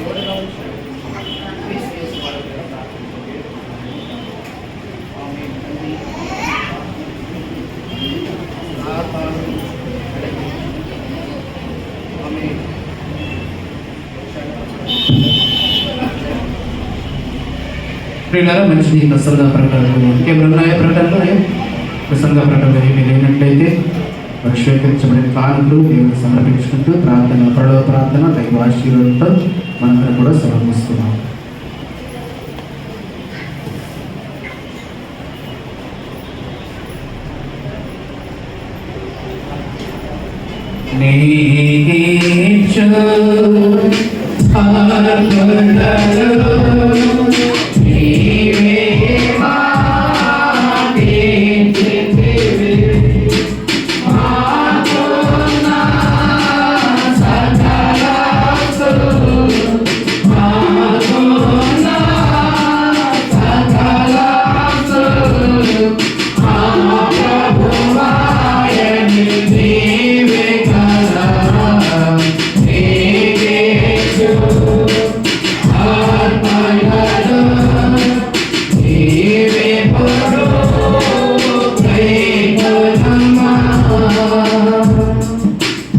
ప్రార్థన చేసుకుందాం. ప్రార్థన, పరలోక ప్రార్థన, దైవ ఆశీర్వాదంతో మనందరం కూడా సెలవు తీసుకున్నాము. ప్రార్థన. సకల ఆశీర్వాదాలకు గాఢ సముద్రమైన మా ప్రియ పరలోకమందున్న మా కన్న తండ్రి, మీ పరిశుద్ధ పాదములకు నాయన వెళ్ళలేనటువంటి వందనములు, స్తుతులు, స్తోత్రములు చెల్లించుకుంటున్నాము. దేవా, గడిచిపోయినటువంటి పరిశుద్ధ ఆదివారం నుండి మరి ఒక వారం వరకు మమ్మల్ని మెరుకుల చాటును భద్రపరచి వారమంతయు తండ్రి మాకు కావలసిన క్షేమాన్ని, మంచి ఆరోగ్యమును సమకూర్చినందుకు వందనాలు చెల్లించుకుంటున్నాను. అందుని బట్టి నాయన మీ సన్నిధానములు వచ్చే ఇంతవరకు నాయన పాటల ద్వారా, ఆరాధన ద్వారా, వాక్యము ద్వారా మిమ్మల్ని మహిమపరిచినందుకు వందనాలు చెల్లించుకుంటున్నాను. విన్నటువంటి మాటలు నాయన బిడ్డల హృదయాల్లో కలిగొచ్చేయండి. తండ్రి యొక్క ఈ యొక్క వాడి యొక్క పరిశుద్ధాత్మ నామముల బాప్తిస్వం పొందడానికి చివరిసారిగా కంటే మీరు పరలోకానికి వెళ్ళిపోతూ మీ శిష్యులకు ఇచ్చినటువంటి చివరి ఆజ్ఞను తండ్రి ఈ రోజున మేము జ్ఞాపకం చేసుకున్నాము.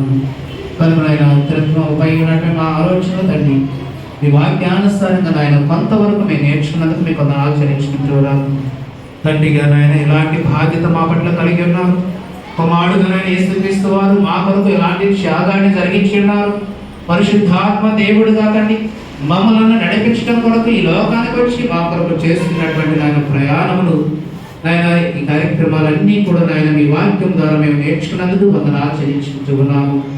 కనుక నాయన ముగ్గురుగా మీ పిల్లల పట్ల ఒకే భావాన్ని, ఒకే ఆలోచనలు, ఒకే ఉద్దేశాన్ని కలిగి నాయన మేమందరము కూడా నాయన ఈ తనమును చాలించిన తర్వాత నిత్య జీవాన్ని పంచుకోవాలనేది ముగ్గురు యొక్క ఆలోచన ఉన్నదనే విషయాన్ని నేర్చుకుని ఉన్నాము. విన్నటువంటి మాటలు తండ్రి బిడ్డల హృదయాలు మీరు ఫలింప చేయమని ప్రార్థిస్తూ ఉన్నాము. సంఘాన్ని దీవించండి. సంఘంలో ఉన్న ప్రతి కుటుంబాన్ని కూడా నాయన జ్ఞాపకం చేస్తున్నాడు. చిన్న బిడ్డలను, స్త్రీలను, పురుషులను, ఎవరి బిడ్డలను, వృద్ధులను వారి వయస్సును బట్టి నాయన వారికి కావలసిన క్షేమాన్ని, మంచి ఆరోగ్యం సమకూర్చమని ప్రార్థిస్తూ ఉన్నాము. సంఘంలో నాయన సమాధానము, ఐక్యతను తండ్రి మీరు అనుగ్రహించండి. ఒకరి పట్ల ఒకరు ప్రేమ కలిగి, సహోదర భావం కలిగిన ఆయన ఒకే తండ్రి పిల్లలుగా, ఆకారాలు వ్యక్తులుగా వేరైనప్పటికీ క్రీస్తు పక్షికమైన వాక్య పక్షిక మేమందరం కూడా ఒకటి అని నిరూపించుకున్నలాగున మేమందరం కూడా నాయన ప్రేమతో, సహోదర భావంతో వర్ధిల్లే భాగ్యము దయచేయండి.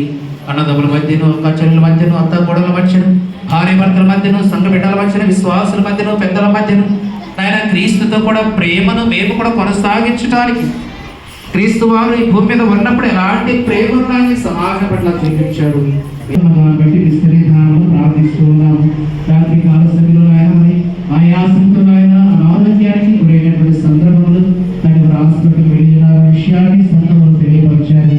సంఘమాంతి కూడా ఆయన ప్రార్థిస్తూ ఉన్నాము, జ్ఞాపకం చేస్తున్నాము. అవసరానికి కావలసిన మంచి ఆరోగ్యం సమకూర్చమని ప్రార్థిస్తున్నాము. క్షేమాన్ని మీరు అనుగ్రహించండి, దీర్ఘాయువును ప్రసాదించమని నాయన విజ్ఞాపన చేస్తున్నాము. ఈ బలహీనత ఉంటుందా నాయన, ఆ బలహీనత పరిపూర్ణం మీరు సంరక్షించి క్షేమకరమైన శ్రేష్టమైన ఆరోగ్యం అడిగించమని ప్రార్థిస్తున్న సహాయం చేయండి. ఇక్కడ సంఘంలో తండ్రి ఉద్యోగాలు చేస్తున్న బిడ్డబడి ఆయా రంగాల్లో, వ్యాపారంలో సమస్త కార్యములు నాయన వారి చేతులు బట్టి వారి సామర్థ్యంలో చేస్తున్న ప్రతి పనిని కూడా నాయన మీరు దీవించండి, ఆశీర్వదించండి. వారి కుటుంబానికి కావలసినటువంటి ఆయన సమస్తాన్ని కూడా వారు ఆయన సంపాదించుకునే క్రమంలో ప్రయాసపడుతుండగా వారికి కావలసినటువంటి ఆయన జ్ఞానం మీరు సమకూర్చమని ప్రార్థిస్తున్న సహాయం చేయండి. సంఘములో ఆయన ఇంకా ఎదురుబడలైతే యేసుక్రీస్తు ప్రభువుల వారిని రక్షకుడుగా అంగీకరించగా, స్వీకరించగా ఆయన పాపములో పడిన ఆయన లోకంలో బ్రతుకుతూ వారి జీవితాన్ని వ్యర్థముగా నాయన గడుపుతూ ఉన్నారు తండ్రి. లోక ఆశలకు నాయన వారు గురైపోయి తండ్రి శ్రేష్టమైన ఈ మానవ జీవిత కాలపు అర్థము తెలియక నాయన ఇష్టానుసారంగా జీవిస్తున్నాయన లోకపు ఆశలలో నాయన మునిగిపోతూ ఉన్నారు నాయన. అటు బిడ్డలందరి బట్టి నాయన విజ్ఞాపన చేస్తున్నాము. ఏ ఒక్కరు కూడా నశించడం మీకు ఇష్టం లేదు తండ్రి. అందుకే నాయన ఇప్పటికీ నాయన పరిశుద్ధాత్మ దేవుణ్ణి మాయందు ఉంచిన ఆయన ఆత్మ చేతనైన అనేక విషయాలు ఆయన సమాజానికి తెలియపరుస్తున్నప్పటికీ, ఆత్మ ద్వారా అనేక సంగతులు ఆయన ఈ సమాజానికి హెచ్చరిస్తున్నప్పటికీ తండ్రి గ్రహింపు లేనటువంటి సమాజముగా పశుప్రాయులు కలిగిన వారే తండ్రి వారి జీవితాన్ని నాయన తండ్రి పరమార్థము తెలియక శాసనంగా తండ్రి బ్రతుకుతూ ఉన్నారు. అటు బిడ్డలు కూడా నా జ్ఞాపకం చేస్తున్నాడు. విచిత్తమైతే పరిశుద్ధాత్మ ప్రేరణ చేత హెచ్చరించబడుతున్నటువంటి వాక్యాన్ని బట్టి వారి మనసులు కూడా నాయన మారి నూతన స్వభావం కలిగిన ఆయన నూతన పరచబడిన వారై క్రీస్తు సంఘముల సభ్యులుగా తండ్రి వారిని కూడా సమకూర్చమని ప్రార్థిస్తున్న సహాయం చేయండి. అలా సంఘపు సరిహద్దులను శ్రమ చేయండి. సంఘాన్ని పరిపాలిస్తున్న పెద్దల బట్టి నాయన విజ్ఞాపన చేస్తున్నాము. మా సంఘ డెలిగేట్ గారిని బట్టి వారి కుటుంబాన్ని బట్టి బిడ్డల బట్టి ప్రార్థిస్తున్నాము. సంఘ బీసీసీలు బట్టి నాయన వారి కుటుంబాన్ని బట్టి నాయన ప్రార్థిస్తున్నాము. సంఘ ట్రెజరర్ కాబట్టి వారి కుటుంబాన్ని బట్టి ప్రార్థిస్తున్నాము. సంఘ ఆర్గనైజర్ బట్టి వారి కుటుంబాన్ని బట్టి ప్రార్థిస్తున్నాము. సండే స్కూల్ బిడ్డలు బట్టి, స్త్రీల సమాజం వారిని బట్టి నాయన యవనస్తులను బట్టి, శిష్యం చిమ్మ వారిని బట్టి మీ సన్నిధానంలో ప్రార్థిస్తున్నాము.